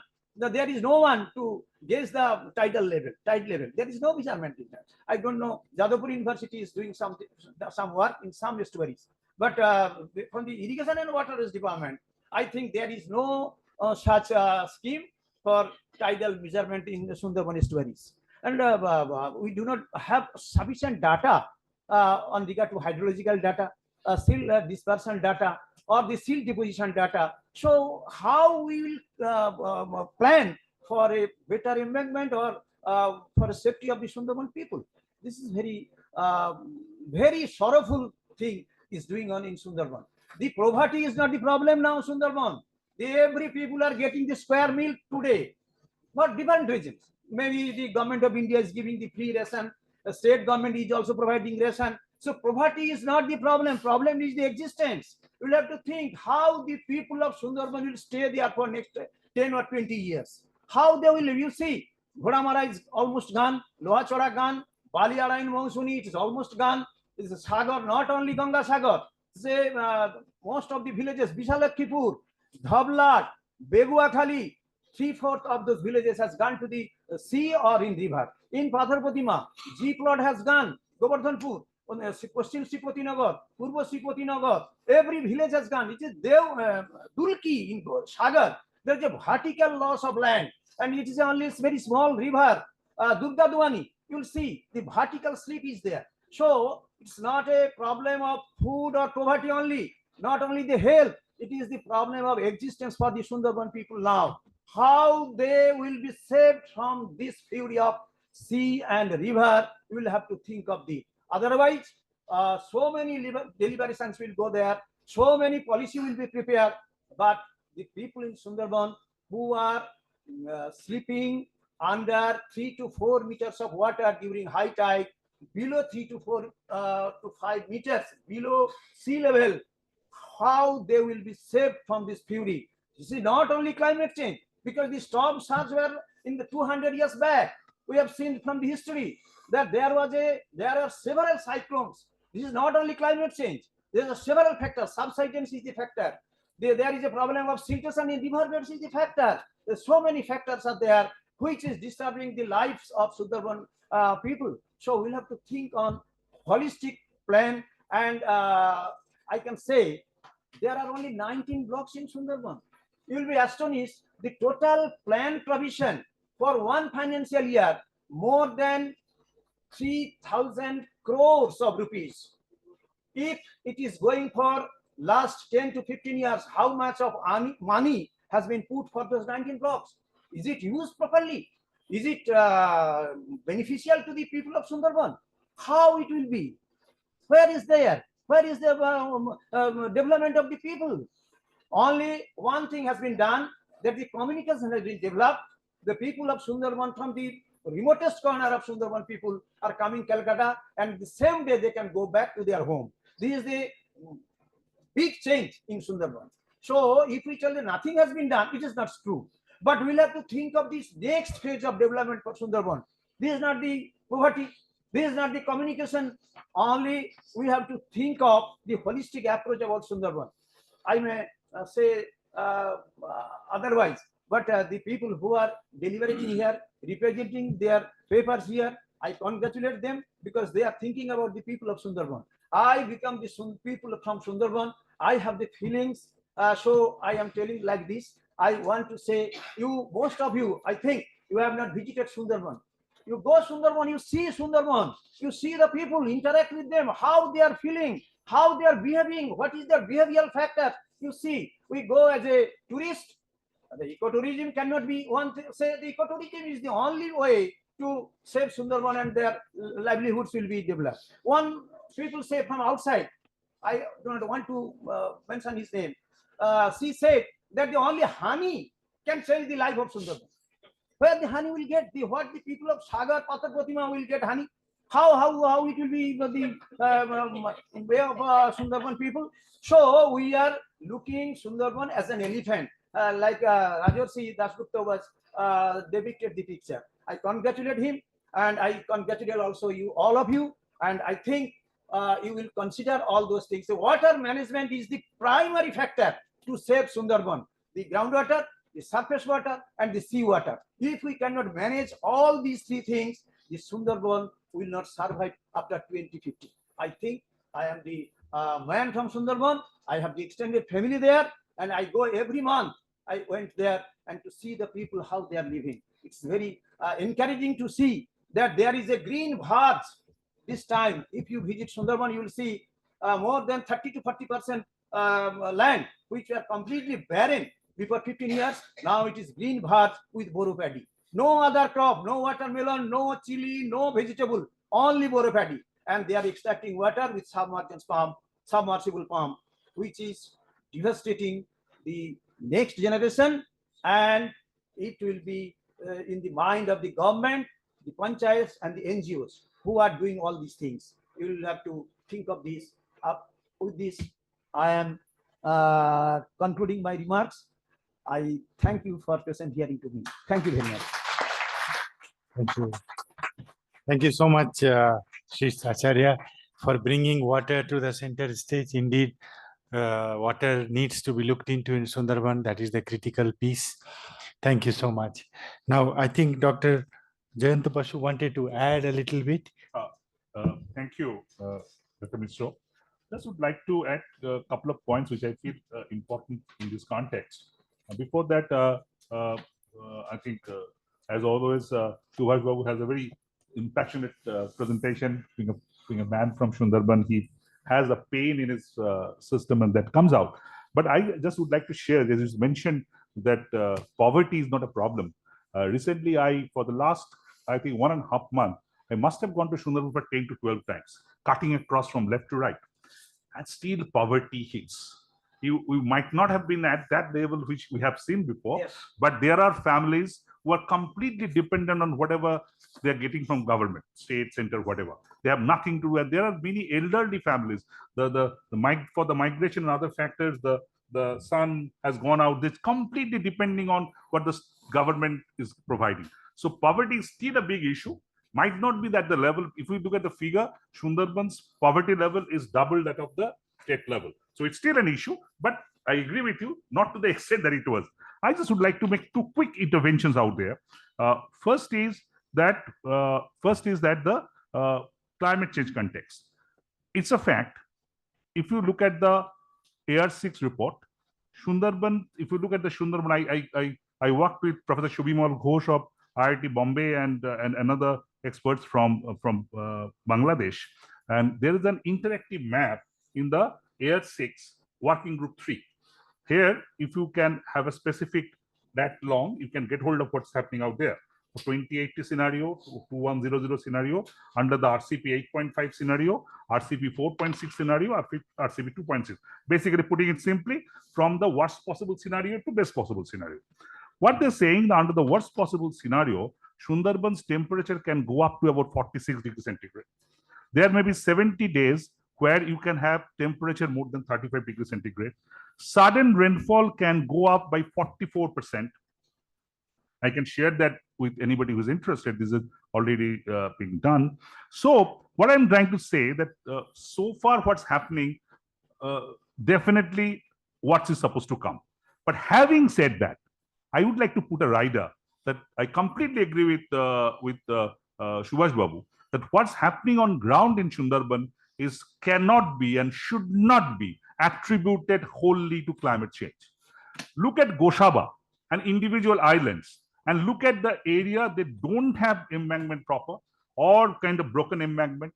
Go to Moushuni. I went to Moushuni Island, Kolanda, about a couple of weeks back, and completely astonished in Baliara, where I have seen about 200, 300 meter in the Bay of Bengal beach. It's now zero.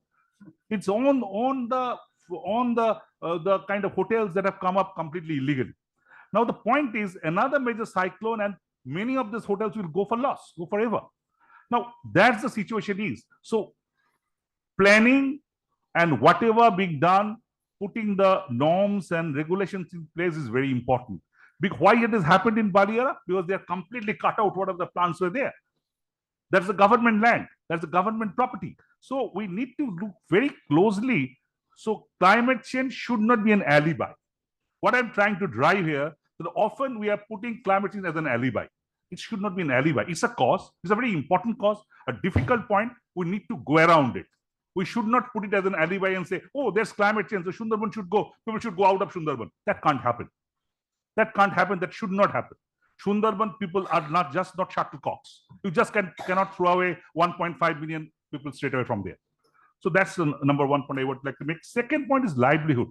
To me, livelihood is the core point. If you want to build up resilience, livelihood is important. See, we are saying from Sundarban, people should go away. Kolkata, if you look at the AR6 Kolkata report, Kolkata is also going to be affected much. So should we tomorrow say that we should go away from Kolkata? So what's the end of it? So we need to adapt. We need to build up that resilience. And when I say resilience, livelihood, Kolanda, very important. I have seen, I'm just kind of proposing to the chair for consideration if possible, that I have seen in East Asia, in countries like Cambodia and others, we are trying to put it up in our livelihood report as well, that where mangrove industry has come up very strongly. They are preparing products with mangrove, the medicinal product and the other kind of product. So we are saying mangrove is so important, very important. But can we have a proper plan, mangrove-based small industries in Sundarban Islands? Because now in Sundarban, Professor Tuhin Kosh is here, he knows much better. I think about 70% families are migrating. They are not happy migrants. They are not happy migrants. They are forced to go out.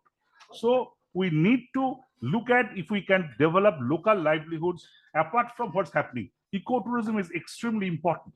If we look at the Bangladesh component, ecotourism is very important, but we need to look at the ecotourism in an appropriate manner, an ecology-driven tourism, not an absolutely economy-driven tourism. So to me, 2 or 3 points. One is the climate-based industries.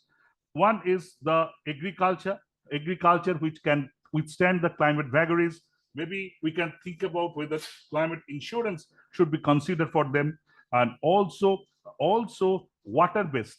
Mangrove, I think Beldar was once there was a group of people called Beldar who used to look after the embankments. So can we have an idea, Kulanda, where there are local people as a group who can actually look after the mangroves? Plant mangroves or regenerate mangroves. Look at this. With the embankment and mangrove. So if that if we can have 100 days people like that in Kolkata, kind of clearing our roads, why the similar kind of process can't be there? So that's one. And third and final one, I would like to say, water.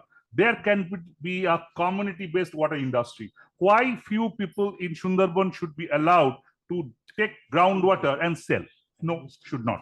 So there can be local groups, how that fresh water can be managed, and also the jetty management, transportation, even the local women groups, if they can be used. And these are the some out-of-the-box ideas which need to go with the ecotourism. And by ecotourism, we should not see that Sundarban people should only cook and be the darwans.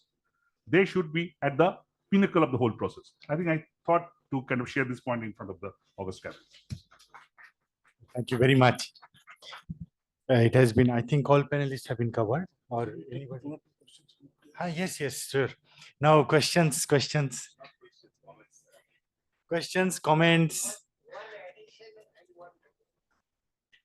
One, two, three.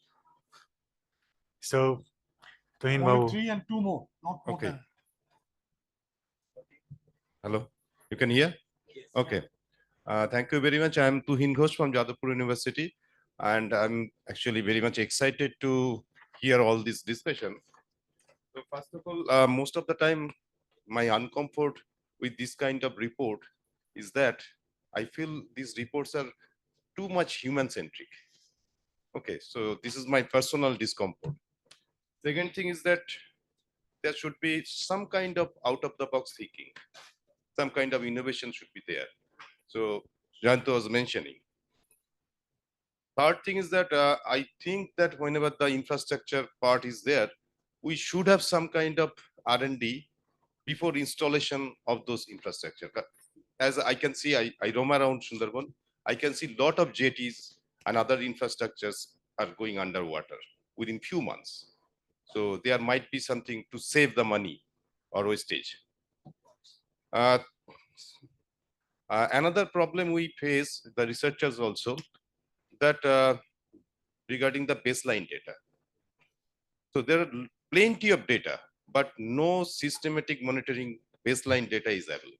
And from our Living Deltas project, we generated one baseline data on the river water quality in 23 points for 3 years, every year 3 seasons, and high tide and low tide, 32 parameters in each point. So we are compiling all these things and we'll make it in the public domain. Okay. Generation of elevation data of Sundarban is very, very important. We did a lot of work in Bangladesh Sundarban regarding the inundation and all these things, but we could not run the model properly here in Indian Sundarban. So the elevation data is not really available in our Sundarban. And also the elevation data is required before the installation of the heavy infrastructure, say multi-purpose cyclone shelter and all these things. So we need to know where is the higher ground. That is not available in the villages or the islands. Third thing is that can we think about reducing the cost of everything? Jayanto was mentioning the Kuminwari school has been converted as the cyclone shelter. Okay, and these can be done in the other kinds of government buildings also, and that can reduce a lot of cost. Maybe 5 to 10 lakhs is required, And for that, I think one study is required, following which criteria we will select the schools to use that kind of things. Yeah. And the rainwater harvesting is very, very important. We are talking about the canals and the ponds and all these surface water body, but we are not thinking about the buildings, government buildings and school buildings, where we have a lot of potential for rainwater harvesting along with the solar installation, not the electricity. And finally, that today's adaptation is not really adaptation. It might be coping in future. So if you think about that, the solar energy was at 20 years back, the solar energy was only source of energy in Sundarban area. And at that time, we used to say, this is the very good adaptation. Now, after the electricity grid is there, the solar is not required. It's not adaptation, no more. We need to think about mentioning the term, using the term adaptation. Maybe it's kind of adjustment. Maybe it's a kind of coping. And finally, I can see that the delta is being treated as terrestrial ecosystem. Not really. To me, at least, I can tell you, the delta is an aquatic ecosystem. Either it's water from everywhere, what Subhash Babu was talking about, rainwater, river water, groundwater, whatever it may be.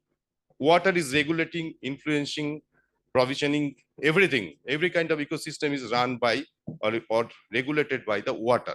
So water management is the most vital thing. And the last thing is that relocation of so many million people from Sundarban and put them in the peri-urban area. And from our study in DECMA, the migration study, we have found that the peri-urban area is the emerging climate hotspot. Because the peri-urban area, they don't have any capacity to host so much of population. Okay, that is everywhere. In Odisha, we have done the work. The same result came out. In West Bengal, the same result. You can think about the Sonarpur, Bidadharpur, or some other area, Piali, Bhangor. These areas are becoming the climate hotspot. They don't have any capacity to host so many population. So we are planning that another climate hotspot, Sundarban, we are withdrawing people from one climate hotspot and putting them in another climate hotspot. Oh, we're not doing that. No. There is some proposal is there. So it's not wise on my opinion. So thank you very much.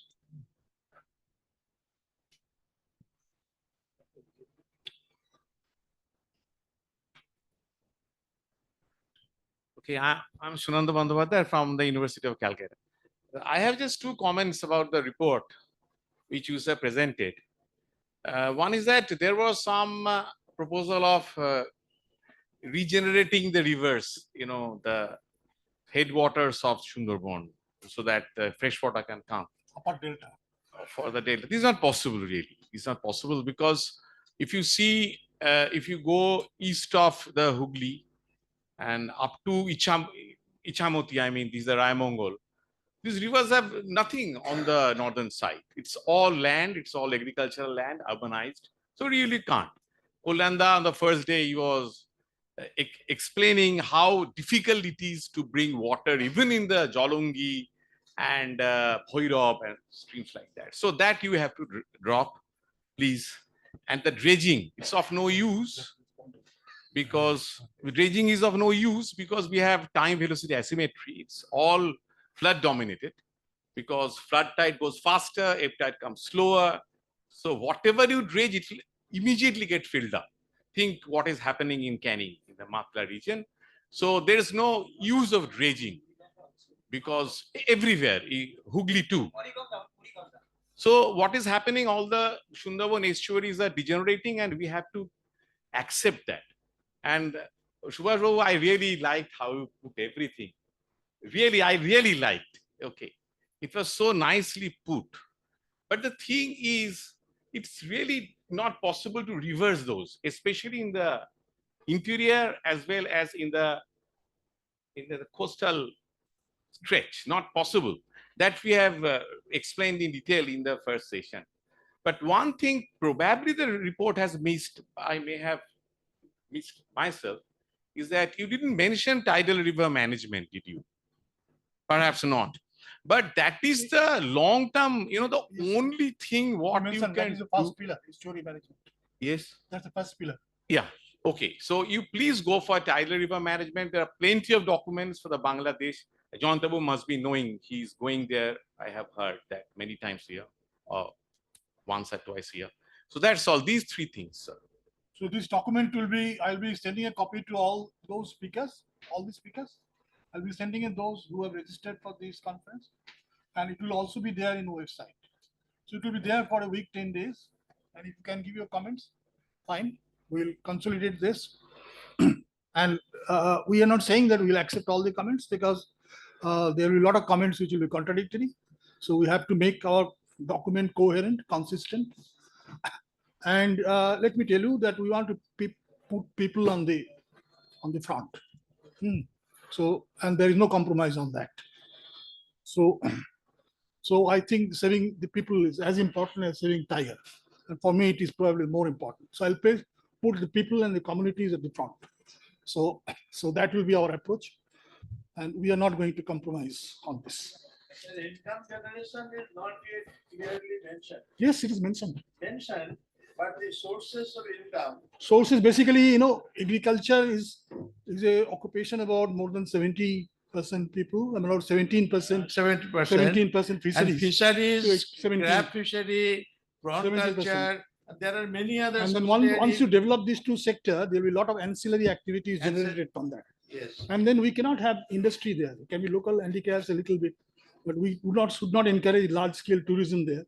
So agriculture and fisheries, these will continue to remain the mainstay of the occupation, and they must remain so. And there are a lot of potentiality for doing that. There are success stories. These are not already proven technology. Unfortunately, we are not doing anything on that. A lot of scope for doing it. Yes, a lot of scope is there. And the water bodies are getting lost day by day. So that these are to be developed for the fisheries, so that local people can, the income generation. On the aquifer, I think we need to have a lot more. No, that is the more. most important. We need to have a more study on that. I'll have a look at it.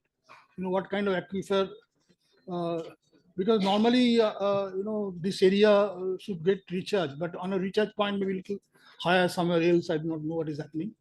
But West Bengal and Sundarbans zone, suddenly in the Central Groundwater Board mapping, it is not in the gray zone, it is not in the red zone, it is very much in the dark green zone.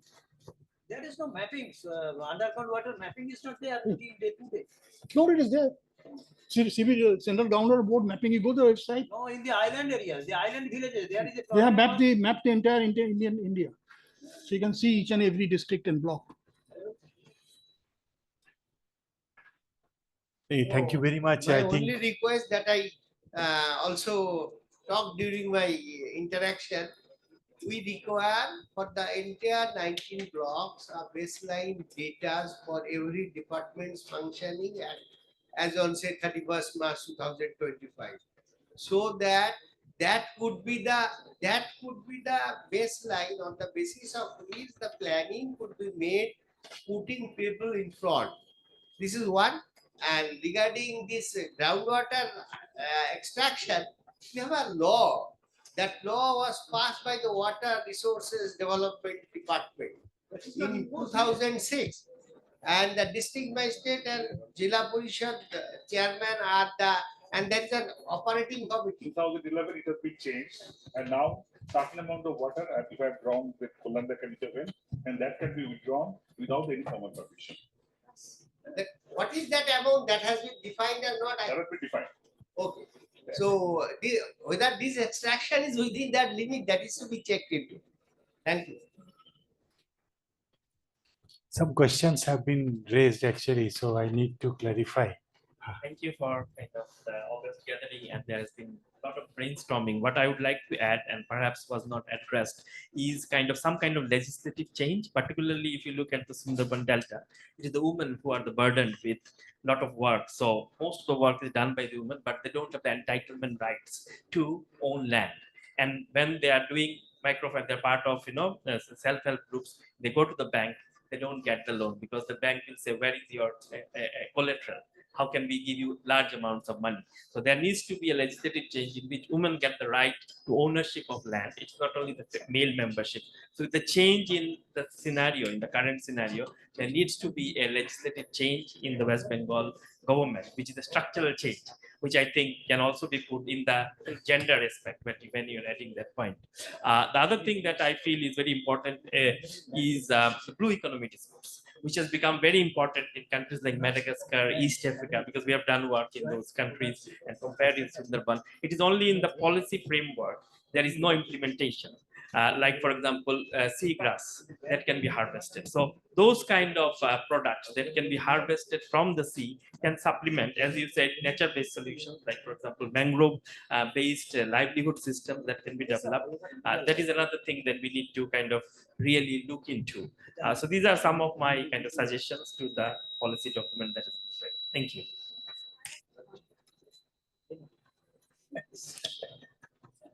Sorry, I just am making little longer the discussion.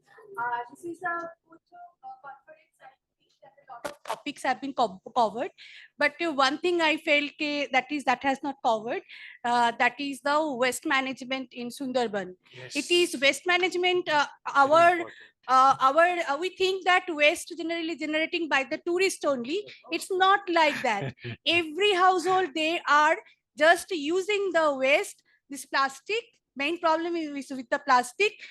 But you know, I am giving you the another information. If you visit the Sundarban Highlands, you will never see the littering, plastic littering on the roads. So it is a very dangerous indicator.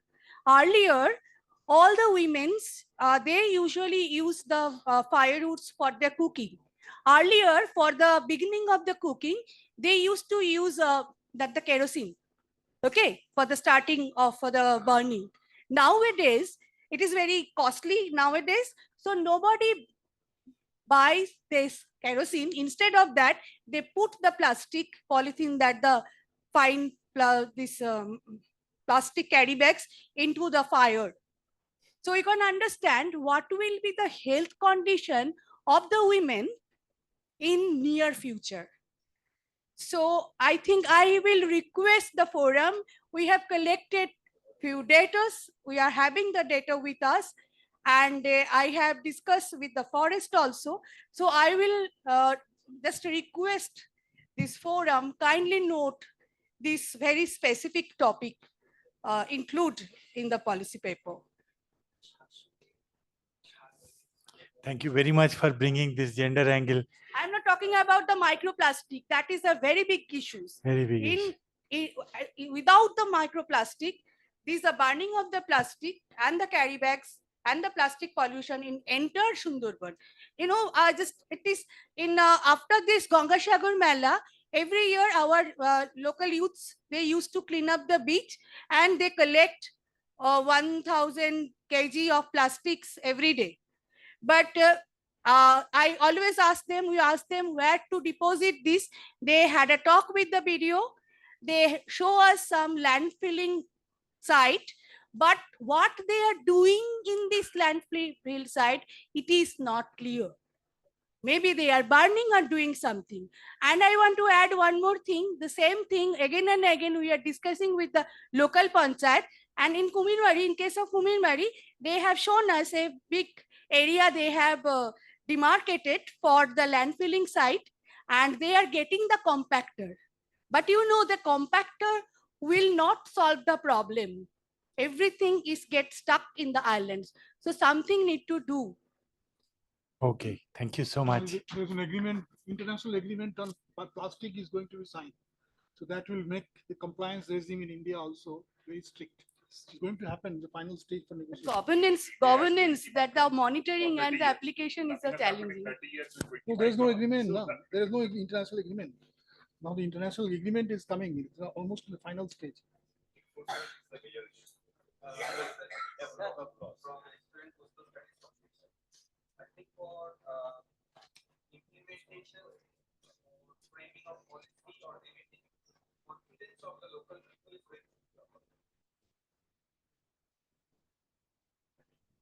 Hello. Myself is Saurabh from Estuarian Coastal Studies Foundation. What I'm trying to say, yes, for the last 3 days, we have a very good brainstorming and very informative session, which is culminating today. And we are framing the policy. But successful policy, successful planning or implementation needs confidence of the local people. It is my humble request, since one of the organizers is also Department of Sundarban Affairs, and before handing over the thing which may get some part of its in implementation form, the people of Sundarbans should be informed what we are thinking for them, not we are thinking in isolation or in the silos. Thank you. Some of the points, thank you so much. Some of the points have been raised, so I think I need to clarify a little bit from government side. Certainly, the water security is the central piece, and it was brought out very clearly by Mr. Acharya. And we are indeed having this disturbing trend that water is being used because, you know, the aquifer is a very precious aquifer, which primarily has to be kept aside for drinking water, but it is being heavily used in many places for irrigation purposes, going for Bodo kind of paddy and everything. As Anurag was mentioning today in his presentation, these economic forces are drive the behavioral. So if you have to have these behavioral changes, then we have to think very hard and understand that if we can give some alternative which can definitely, you know, give a better return, or at least, for example, I will tell you in Bakura, now farmers are adopting the aromatic rice. The Govind Bhog rice is being cultivated in Bakura. And the reason is that it is fetching them very good price. And in fact, they have not used the organic, the chemical manure. So the aroma is there, which is not there in the Bardhaman Govind Bhog. Bardhaman Govind Bhog is practically, now it has no aroma. Bardhaman University Geography. So, you know, am I right in when I say this? So these are the problems. So there are economic forces which are driving things in an uncertain, like mangroves getting cut for shrimp farming. Now, naturally, because, you know, it fetches quite good return, but then as I am told, then the productivity goes down and then they cut a fresh area. It is like a jhum cultivation type of thing that happens. So there are issues. We have to put up models where we can prove that this can give them good return and which are also sustainable. So that is the challenge and the tightrope walk in a policy making, how to really put solutions which are sustainable. I'm coming to water security, you know, the upper delta, the idea of injecting fresh water or bringing fresh water from the upper delta side into Sundarban, which was earlier there. Actually, there, as per one calculation, if you can inject 500 cubic of water, that should suffice. There is a study that irrigation has done, in River Research Institute, they did. And this amount of water, they are finding it is possible. Of course, Jalangi, Bhairav, Mathapanga river systems are quite difficult. You know, tapping water is all the more difficult. Ganga has drifted towards east, and the level of Ganges is lower than that of Jalangi of Tek. So that is making it quite challenging. But please remember that during monsoon, Ganga water is really ruling very high. At that time, part of it can be tapped into the Jalangi river. And let us not worry too much about the riverbed now being used for agriculture purposes. Yes, that is a very major impeding factor. But please, you know, there is a river Budi Ganga. In fact, it was not existing 2 years back, but we have excavated it. Budi Ganga has been excavated. There used to be some Kola Bagan and everything there that has been now this thing. The issue is that while some people are involved in agriculture farming, there is a whole lot of other villagers who want that excavation to happen because the water availability will go up. When we were excavating creeks, the silted creeks I am not meant, I do not mean the tidal rivers. the channels, the inside channels which are in the island, these creeks were almost flat and many people were doing cultivation, and still we got the land. This was actually recorded in the name of collector. Ek number khatiyane antarbhukt chilo. We have not acquired a 1 inch of land while we were doing this excavation. And you know how we have got this land? There were people who were doing agriculture. Still, the other people in the villages, they prevailed upon them, because this has been a long-standing demand of Sundarban. People wanted this. And when we started digging up, you know, huge amount of horse material came up, because it's a alluvial soil, very nice, fine grained. So we didn't know where to put that, because it's a huge, if you have truckloads of this, where you will take them. So the community told us that you don't have to worry. We are giving our private land, 2 feet land they give, and their embankments have been built on both sides on private land. And when we asked them why you have shared your private land for this embankment, this thing, they said, look, once you have done that and rainwater is there, then the price of my land has gone up 1.5 times. So even if I spare a little bit of land for your embankment, I'm happy. I do not lose much. And then, of course, on the embankment, a lot of plantation has happened, and they have been made the owners. So we have created these stakes with community. So there are ways of handling. Let us not think that something is totally impossible. There are ways to do this, but yes, it requires a lot of connections and connectivity and dialogue with community. If we think that we'll sit in the office and we'll solve it, it will not happen. We have to go to the grassroots and see the plastic story the way she has mentioned. So unless we really keep our ears on the ground, we will not be able to. So this is one part I wanted to say. Then the other problem of data, very well highlighted by many of you, which is really a concern. In fact, Bangladesh had developed a system of collection of data long back. Unfortunately, it has not happened in our part of the this thing, Sundarban. Now I'm happy to inform you that under National Hydrology Project, some 13 locations, some very high-end sensors are being placed. 2, 3 has already been put. And as Professor Ghosh was also pointing out, they have also collected data. So this is very important, because if we do not have data, then hydrological models you will not be able to develop. And if you are not able to develop, some of the tricky part in the in Sundarban, where erosion is happening, you will not be able to understand what to do about it. You will have to live with it. So this, some couple of places we were trying to do, and it was almost impossible for us to really handle it. Now hydrological model, but there is no data, so that is the bottleneck. You are not able to do that. But nowadays there's so much of open source data. Even the GM model and all, you can all get data. You don't need. Huh? The Not contour data you can easily get. Cross-section of the rivers you need, and data point is much less. As the way it is available, it is not available across the whole part of Sundarban from east towards west, because salinity is actually going up as you move towards west. It goes down as you move towards east. So the hydrological and the tidal dynamics is actually different in the left part and the right part of Sundarbans.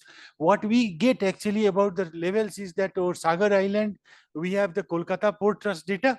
So then what happens that you take that level and then you extrapolate it for Hingalganj. That is what is happening by the engineers, and that becomes there are a lot of inherent errors, etc. So now we have placed a sensor at Taki. So that is how we are trying to cover, but it is a very valid point. Definitely. Our study, this 3-year study, we are getting the highest salinity in the central position. Now look, so this is another new thing that I am finding, because maybe Hooghly, because of fresh water. So maybe because in the western portion, because of the presence of Hooghly fresh water, your salinity is down. Yeah. So that's how when you are I going. think Obro can explain a little bit. Actually, what we observed is that though it requires further scientific rigorous involvements, is that the residence time of the water in these different broad estuaries, they actually vary quite a lot. Because in Matla, what is happening in Matla or Bidda, they are merely acting as arms of sea. And as you have so rightly mentioned that the upper reaches are cut. So the estuarine character is only maintained during the monsoon, as you have rightly suggested. It is actually prevalent in the post-monsoon season also, but the major problem is during the summer months. In the summer months, you can see that the Hooghly is still, of course, since it has the major freshwater input, it has the salinity, quite low.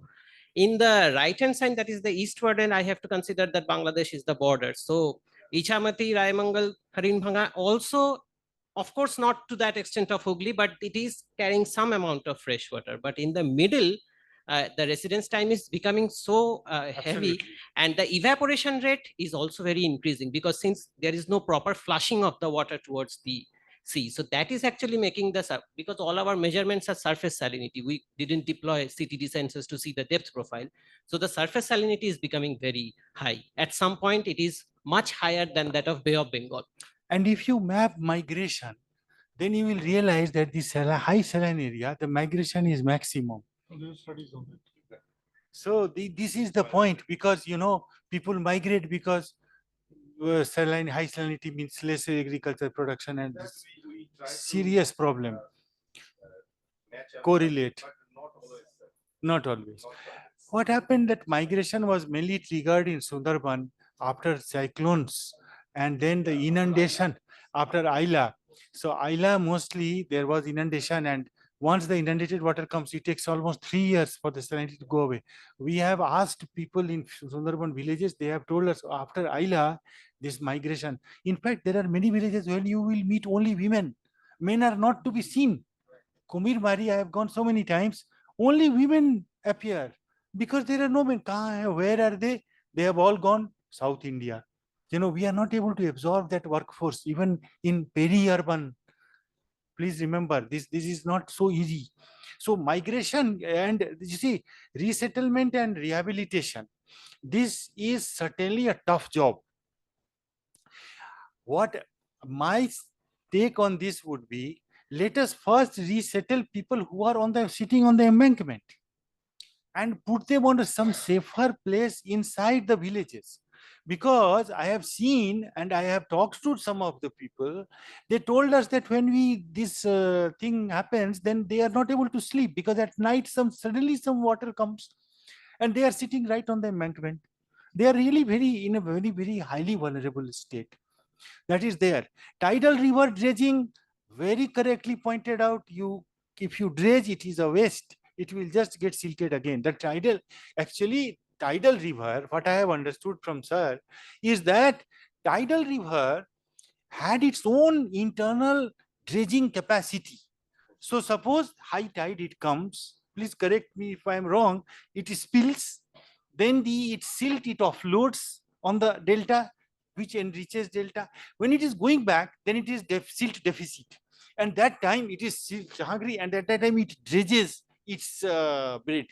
So then, it's that this part of this beautiful dynamics is maintained by nature. We have disturbed it by putting embankments on both sides. So that is why sir is saying about talking so much about embankments. And let us also remember that we have to have embankments. Now there is a fait accompli, because you have villages, you have to save them. But then the idea is that you have to have not of that kind of a higher height. Allow a little bit of spilling of water, and then have some blue economy where there is an inundation, and some part of the village you can have some higher embankment where you don't allow inundation at all. This micro planning has to happen with community participation, for which you have to interact very intensively with community, and the island based planning has to be there. It cannot be a one size fits all. Every island is unique in its way.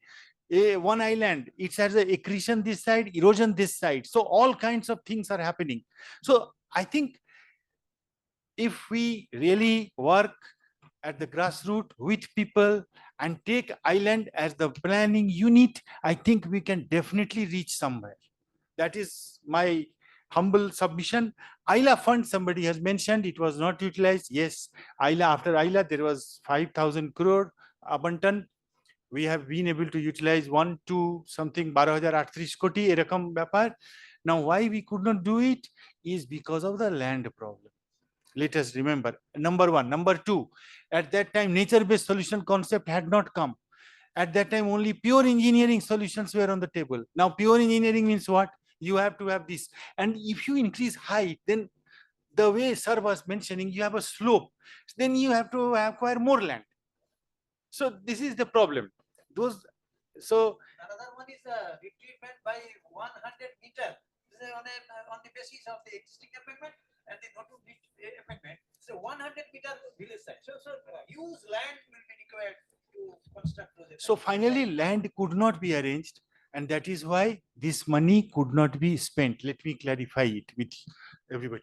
After Yash, we had the worst point time because landfall synchronized with high tide, and after that, Government of West Bengal embarked on building a master plan for Sundarban, which the irrigation department did, and there is a master plan on the table. We learned a lot while we were preparing that master plan, and from those learnings actually originated two projects, one for upper delta, one for lower delta.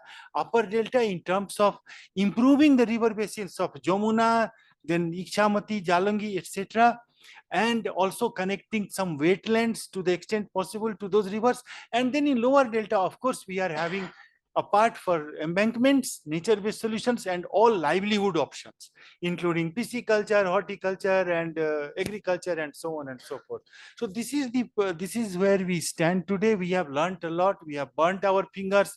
Maybe we have experimented on many things. But let me tell you, as my last thing, that Sundarban Department and Sundarban Development Board have been working in that area for a very long time. I have interacted with them, and after interacting with many of their colleagues and officers who are working there, what I have concluded is they have had a long experience of what works and what doesn't work in Sundarban. Many things they have done. If you look at their plan, like 5-10 years, they have done 1, 2, 3, 4. So we need to capitalize on their knowledge and repository of knowledge. That is ঠিক বললাম sir. I am telling you very frankly, I have interacted. I can দায়িত্ব নিয়ে বলতে পারি. They have developed. See, if I work in an area for a long time, I will develop experience, and let us respect that. And that institutional mechanism is very much essential, which has been brought out very nicely and wisely in this report. I completely agree with that. Sir, can I ask one thing?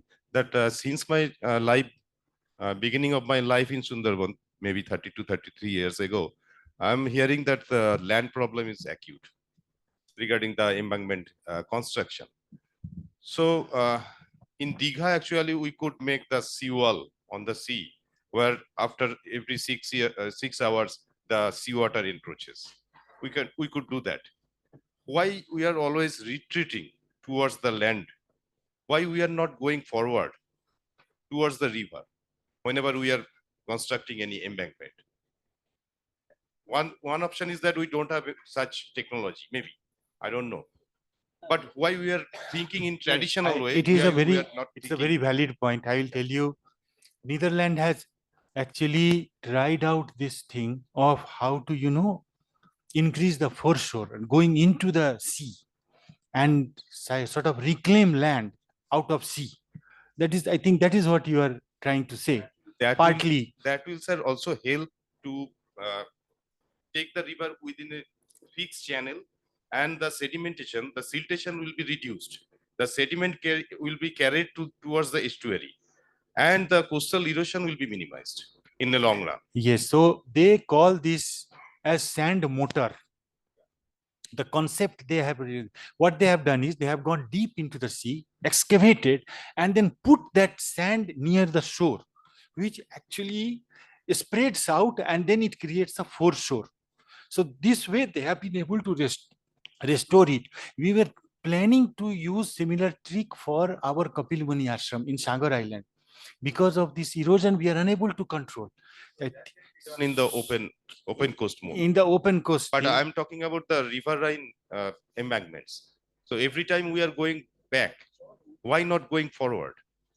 That is my question. Sir. Radhanath বহুদিন বাদে পড়েছেন এমন ফেসাদে। সেটা হচ্ছে first of all those are not reverse. those are beheaded creeks of the sea, having no upstream supply at all. এবং tide velocity asymmetry okay, এবং those are funnel shaped, এবং coast is east west. মনে রাখবেন আমাদের বে of Bengal tapering নর্থওয়ার্ড, দুটো offshore current move করে, একটা পেনিনসুলার কোস্ট আর একটা মার্তাবান কোস্ট দিয়ে, এবং দুটোই স্ট্রাইক করে on the estuary. So in such a creek which are funnel shaped and the front is east west, সেখানে সাইক্লোনিক স্টর্ম সার্জটা ম্যাক্সিমাম স্ট্রাইক করতে বাধ্য। এবং this is newly built delta where soil is till date unconsolidated. So intervention or going further south is virtually not possible as I understand the dynamics of the estuary. We can compare it with Netherlands or any other European where the offshore current goes parallel to the coast. Here, the offshore current is striking into the front line. So this is the main difference between the two. Second important, we often forget that this is the delta where the northern front is Himalayan terrain, is most vulnerable area which supplies sediment load into this. But since the many structures were built, the sediment supply reduced substantially, that we discussed yesterday. So this part of the delta is sediment starved, while that part of the delta, Meghna estuary, that is getting the sediment load and that is growing. So this is retrograding part of the delta, that is prograding part of the delta. একটা ডেল্টারই দেখুন দুটো face আর দুটো দু রকমের, only depending on the sediment supply. R the eastern part, those are not the beheaded creeks. তাদের আপার side থেকে flow আসছে, ক্রমাগত আসছে, গঙ্গা, ব্রহ্মপুত্র, মেঘনা। এই সাইডে only হুগলি এস্চুয়ারি দিয়ে কিছু সেডিমেন্ট লোড ঢোকার কথা ছিল। After building of the DVC, Kangsabati, Mayurakshi and Farakka, the sediment supply has also substantially reduced. So this is the main difference between any European delta. In case of tidal fluctuation in Netherlands, in our place, it's a very হ্যাঁ, এটা একটা important tidal function, এখানে 5 metre 6 metre উঁচুতে উঠে যায়, ওখানে অনেক কম। একটা জিনিস স্যার আমার মনে হয় যেটা যে মানে এই যে মানে কম্পারিজন গুলো আমরা করি মাঝে মাঝে, মানে ডাচরা আমাদের সমস্ত সিস্টেমটাকে সব পাল্টে দেবে, এটা একটা আমার কাছে আনকমফোর্টেবল জিনিস। এটা 1 নম্বর। 2 নম্বর হচ্ছে যে এই ওপেন সি সিস্টেমে গিয়ে যে আপনি যে প্রসেসটা বলছেন সেটা আমরা এক্সপেরিমেন্ট করতে পারি, করতেও পারি, হয়তো সাকসেসফুল হবে হয়তোবা। কিন্তু আমার রিভারাইন সিস্টেমে গিয়ে যেটা দেখেছি যে পরিমাণ সিল্টেশন হচ্ছে এবং যে সেডিমেন্ট স্টারভেশনটা তৈরি হয়েছে, সেটা কিন্তু আমাদের ক্রিয়েটেড। এবং যখনই কিনা এই জিনিসটা ডেল্টার ডিগ্রেডেশন নিয়ে কথা হয়, তখন কিন্তু পুরো ফোকাসটা চলে যায় সি লেভেল রাইজে। এবং আপনি যেদিনকে বলছিলেন যে নয়াচর বেড়ে যাচ্ছে, ঘোড়ামারা কমে যাচ্ছে, আমরা যদি সি লেভেল রাইজকে যদি মানে কালপ্রিট ভাবি, তাহলে কিন্তু জম্বুদ্বীপ আগে ডুবে যাওয়ার কথা, লংসাগর স্যান্ড আগে ডুবে যাওয়ার কথা। ওরা কিন্তু মোরাললেস স্টেবল আছে, সামান্য একটু এদিক ওদিক ছাড়া। আর 30 কিলোমিটার ভেতরে গিয়ে হঠাৎ লোহাচড়া বেডফোর্ড কেন ডুবে গেল, ঘোড়ামারা কেন কমে গেল, আবার নয়াচর বেড়ে গেল, বালা রিভার বেড়ে গেল, গিয়ে প্রায় অলমোস্ট হলদিয়ার সঙ্গে আটকে যাচ্ছে। এটার পেছনে তো ওই স্পার দুটো কারণ আছে। 7টা গাইড ওয়াল করার কথা ছিল, এই ডাচরাই বলেছিলেন 7টা গাইড ওয়াল করার কথা, এবং কলকাতা ফোর্ট্রাস 2টো গাইড ওয়াল করে বাকিটা অ্যাবান্ডন করে দিয়েছিল।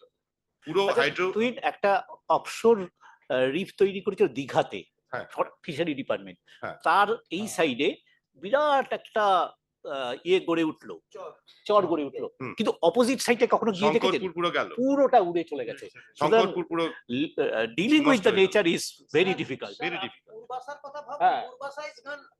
যেটা নিয়ে আমাদের কনফ্লিক্ট ছিল বাংলাদেশের সঙ্গে, চলে গিয়ে কনফ্লিক্টটা বন্ধ করে দিল। হ্যাঁ, কিন্তু এইটা কিন্তু ক্লাইমেট চেঞ্জ নয়, এই ঘোড়ামারা লোহাচড়া বেডফোর্ড।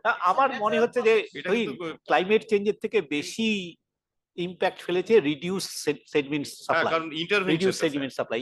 এটা এই ইন্টারভেনশনটা একমাত্র সেডিমেন্ট সাপ্লাই কাউন্টার করতে পারতো ক্লাইমেট চেঞ্জকে, সেইটা করার স্ট্রেংথ সে হারিয়ে ফেলেছে। একদম একদম। এবং এই যে মানে হাইড্রোডাইনামিক কন্ডিশনটা চেঞ্জ করে দিল। ইমাজিন চায়না যদি বিল্ড করে ফেলে ব্রহ্মপুত্রের ওপরে ওটা, এবং 157টা হাইড্রো পাওয়ার প্রজেক্ট অরুণাচলে ইন পাইপলাইন, এগুলো সবগুলো যদি বিল্ড হয়ে যায়, তাহলে imagine what will be happen to this delta.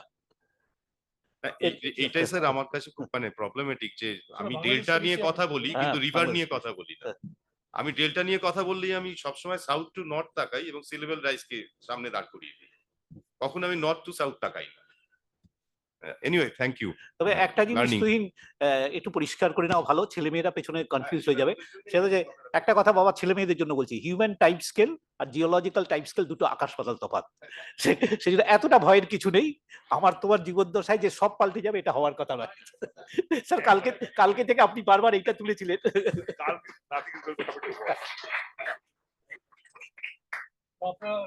দেখেছেন না আলগোরের মুভিটা? হ্যাঁ হ্যাঁ, যে ব্যাংকটা গরম জলের মধ্যে। It has been. Thank you very much. It has been a very fruitful and intensive discussion. The way everybody has participated, it shows that all of us are very concerned about Sundarbans, and we want to do something about it. Oh, sir আমার question নেই, আমার মানে কিছু বলার আছে। তো মঞ্চ উপবিষ্ট সমস্ত ডিগনিটারিজদের আমার সশ্রদ্ধ প্রণাম জানাচ্ছি, আর ধর স্যারকে আমার আন্তরিক অভিনন্দন। আমার স্যার কিছু জিনিস বলার আছে। আমরা ক্লাইমেট চেঞ্জের ফলে দেখছি যে ট্র্যাডিশনালি মানে বিশেষ করে সোশ্যাল সায়েন্সের কনটেক্সট থেকে উইমেনরা ট্রান্সপ্ল্যান্টিং করতো, সিড সোয়িং করতো, হারভেস্টিং করতো, মানে যেগুলো মোটামুটি লাইট বেসড কাজ তারা করতো। এখন তারা ল্যান্ড প্রিপারেশনস করছে, হারভেস্টিং করছে, মার্কেটিং করছে, ইন্টারকালচারাল অপারেশনস করছে, ফার্টিলাইজার অ্যাপ্লিকেশনস, পেস্টিসাইডস অ্যাপ্লিকেশনস এগুলো করছে, besides doing their all kinds of household level activities. তো এইটা তাদের বার্ডেনটা অনেকটা ইনক্রিজ করছে। যেখানে 8 ঘন্টা বা 9 ঘন্টা কাজ করতো, এখন 13 থেকে 14 ঘন্টা কাজ করছে। এর ফলে তারা ব্যাক পেন, আর্থাইটিস, হেডেক, রোদে খেয়ে অনেকক্ষণ দাঁড়িয়ে কাজ করার ফলে হচ্ছে, ল্যান্ড প্রিপারেশনের সময় ফাঙ্গাসে অ্যাটাক হচ্ছে, স্কিন ডিজিজ হচ্ছে। তো আমার মনে হয় সাম যদি আর্গোনমিক ম্যানেজমেন্ট স্যার আপনারা কনসিডার করেন, তাহলে সেইগুলো তাদের কিছুটা পেন কমাতে পারে। দ্বিতীয়ত স্যার আমি সুন্দরবনের অ্যাক্রস 6টা ব্লকে স্টাডি করছি উইমেন ফার্মার্সের ওপর। এখনো পর্যন্ত আমি কোনো ফার্মার্সের নামে কিন্তু ল্যান্ড হোল্ডিং রেকর্ড পাইনি। মানে দো all kind of works are done by the women farmer, but land holding size is highly skewed in nature in Indian context. Only 17.1% lands are recorded on behalf of women. তো এই land রেকর্ডটা না থাকার জন্য আমরা কিন্তু query করেছি এডি অফিসে গিয়েও, ব্যাংক থেকে কিন্তু কোনো লোন পাচ্ছে না, গভর্নমেন্ট থেকে লোন পাচ্ছে না। থার্ড, এসএইচজিদের যে গ্রুপগুলো হচ্ছে সেগুলো মানে কনসেপ্টটাই হলো সমভাবাপন্ন মহিলাদের নিয়ে গ্রুপটা করতে হয়, কিন্তু এখন হ্যাপাজেটলি গ্রুপগুলো হয়ে যাচ্ছে স্বর্ণজয়ন্তী গ্রাম স্বরোজগার যোজনার আন্ডারে বা ন্যাশনাল রুরাল লাইভলিহুড মিশনের আন্ডারে যে আজীবিকা আছে আমাদের স্টেটে, SRLM বলা হয়। তো লোন খুবই কম ভাবে দেওয়া হয়, মানে 2 লাখ থেকে 6 lakh depending on their completion of their interloaning matter. তো লোন কেউ 50,000 নিয়ে নিলে ওপর ব্যক্তিরা লোন পায় না, তার মধ্যে নিজেদের মধ্যে ঝগড়া করে কোয়ালিং হয়, তারা গ্রুপ ছেড়ে বেরিয়ে যায়। এর ফলে তাদের কোনো গ্রুপ থেকে লোন নেয়ার পরে যে তাদের একটা কোপিং মেকানিজম ডেভেলপ হবে, কিছু বিজনেসে লাগাবে বা কিছু ডাকার ইউনিট করবে, গোটার ইউনিট করবে, সেটা তারা করতে পারছে না। আর কমিউনিটি লেভেলে এসএইচজিরা স্যার ম্যানগ্রোভ ট্রান্সপ্লান্টেশনের জন্য কাজ করছে, বা কিছু কিছু ক্ষেত্রে যেখানে 10 কাটার বেশি ল্যান্ড সেখানে কিন্তু একটা এসএইচজি গ্রুপ কন্ট্যাক্ট পাচ্ছে, এটা আমরা দেখছি ফিল্ডে, তারা একসাথে কাজ করছে। তো ওইটাকে যদি একটু ইনস্টিটিউশনালাইজ করা যায় তাহলে they can generate more earning, more income sir. This is one of our major recommendations. হ্যাঁ। ফোর্থ, অ্যাডাপ্টেশনস দেখলাম sir, adaptations community level adaptations আর ইন্ডিভিজুয়াল লেভেল অ্যাডাপ্টেশনসকে আমার মনে হয় একটু সেপারেট ভাবে দেখা উচিত। লাইক কমিউনিটি লেভেল অ্যাডাপ্টেশনস আপনার ম্যানগ্রোভ ফরেস্ট প্ল্যান্টেশনস, আপনার রিভার এনব্যাঙ্কমেন্টস বা কোনো সেডিমেন্টেশনসকে আমরা বৃদ্ধি করার জন্য হতে পারে। বাট ইন্ডিভিজুয়াল লেভেল লাইক এগ্রিকালচারে আমাদের চেঞ্জিং অফ ভ্যারাইটিস বা যে ক্রপগুলোতে শর্ট ডিউরেশন ক্রপ, ডট টলারেন্ট ক্রপস, লাইভ স্টকের ক্ষেত্রে পোল্ট্রি বার্ডস বা ভ্যাকসিনেশনটাকে সেটাকে আরো স্ট্রেনথেনিং করা, ইন্ডিজিনিয়াস নলেজের ইউজ করা to treat various kind of diseases, এইগুলোকে স্ট্রেনথেনিং করলেও আর একটু ভালো হয়। আর ফিফথ, আমরা স্যার দেখছি প্রত্যেকটা প্রজেক্টের স্পর মানে আমরা সহজেই গভর্নমেন্টকে দোষ দিয়ে দিই, মানে আমার মনে হয় কিছু না কিছু ক্ষেত্রে আমরাও নিজেরা রেসপন্সিবল। তো সেইটা যদি স্যার আমরা করি, প্রত্যেকটা প্রজেক্ট ইমপ্লিমেন্টেশন হওয়ার পর আমরা যদি সোশ্যাল অডিট করতে পারি, যে প্রত্যেকটা প্রজেক্ট করা হচ্ছে সেটাকে ঠিকঠাকভাবে ইউটিলাইজেশন হচ্ছে কিনা, ইচ অ্যান্ড এভরি স্টেপে কমিউনিটির সাথে পার্টিসিপেশন করে গভর্নমেন্ট অফিসিয়াল থাকবে, সোশ্যাল অডিট করা হবে যে যতটা বাঁধ হয়েছে তার মেটেরিয়াল কি ছিল, সেটা কি কেউ উইটনেস আছে, বা সেটা জিআইএস বেস মনিটরিং 1 কিলোমিটার হলে 1 কিলোমিটার হয়েছে কিনা সেটাও দেখতে হবে। সেই অনুযায়ী যদি পেমেন্ট করা যায় তো সেই কমিউনিটি, ওইটাকে বলা হয় সোশ্যাল অডিট, সেটা চেক করা যেতে পারে। আর ফাইনালি যদি এই সমস্ত জিনিস যদি অ্যাক্ট অফ গডের মাধ্যমে যদি না হয়, তাহলে আমার মনে হয় স্যার পিপলরা তো মাইগ্রেট করছে নিয়ার বাই সিটিজ, সেখানে গিয়ে উইমেনরাও সেম কাইন্ড অফ হেলথ হ্যাজার্ডসে প্রবলেম ফেস করছে। তাই ওদের যদি এখন থেকেই কিছু স্কিল দেওয়া হয়, market driven skill like embroidery making, কিছু হ্যান্ডিক্যাপ, সেইগুলো তারা যদি শিখে যদি ফোর্সফুলি পরবর্তী ক্ষেত্রে তাদের বাইরে যেতে হয়, তাহলে তারা ডিগনিফাইড ভাবে তারা জীবনযাপন করতে পারে। Thank you sir.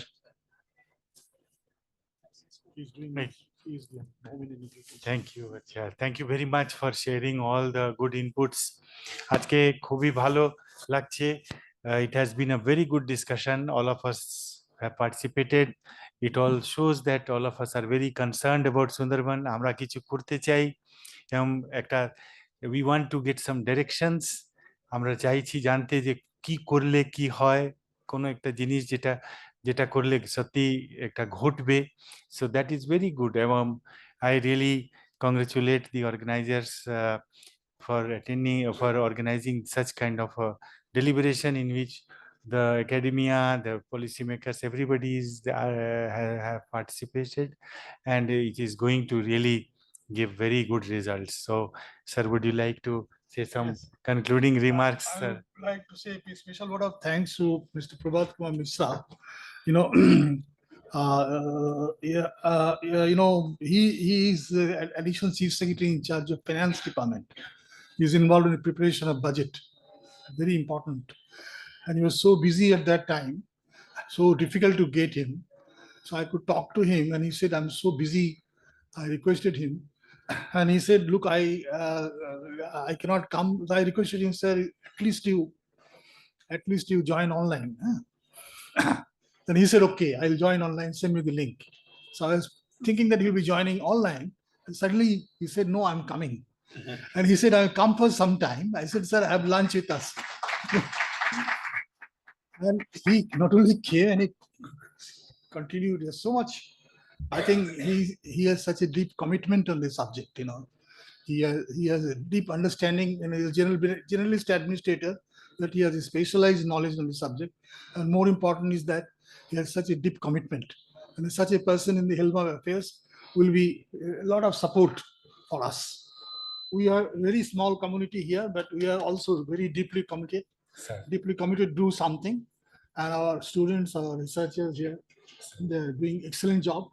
So you entrust us some responsibilities, and we'll be showing the results.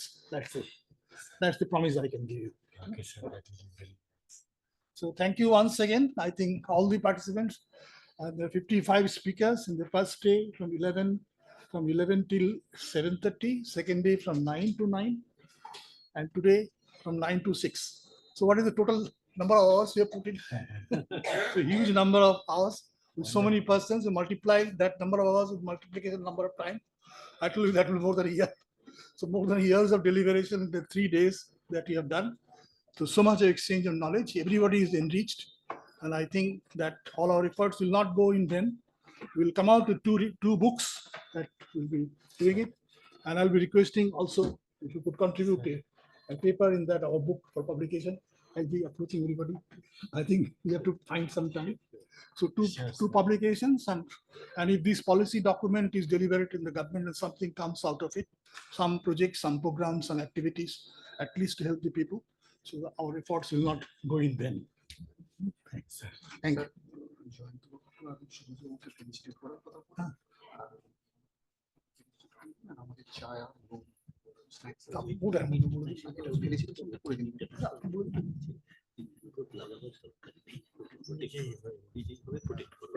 So Okay, ঠিক আছে.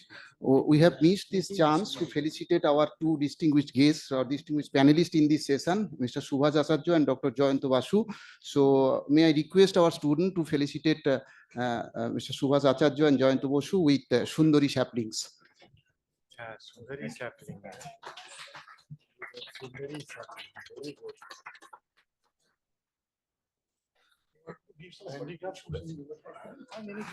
And also we are having with us Professor Aniruddha Mukherjee, Head Environmental Science, University of Calcutta. He is also one of the Board of Studies member of our department. So may I request our student to felicitate him with the Sundari trees.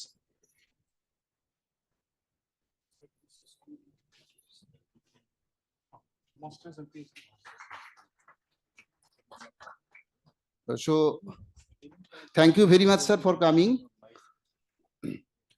So now we are having a few small announcement for the participant.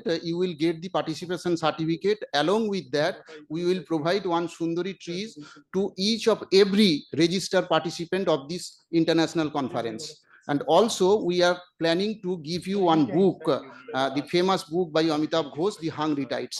So please collect this. We are requesting you to give some time, and tea and some good snacks are waiting for you. Please enjoy it, and we will provide all these things. Please collect it. And all of you are requested to come outside and join with us, a cup of tea and snacks. And yes. So, Mr. Andy Laj, I'm so happy to see that you are still there. You said you will be there for 20 minutes, and you are also there for so long. I'm so happy. So would you like to say a few words? Concluding remarks? I won't get in the way of the tea and the snacks. I think that's very important, and you've all put in a lot of work. But I was so pleased to see so many good friends on the screen that I've seen quite recently, and I hope to see again. And I wish you all the very best for the coming publication of the books and the outputs of the conference. And I look forward to chatting with you more on that. So thank you, and congratulations, everybody. And Tuhin, I'll see you in a couple of weeks.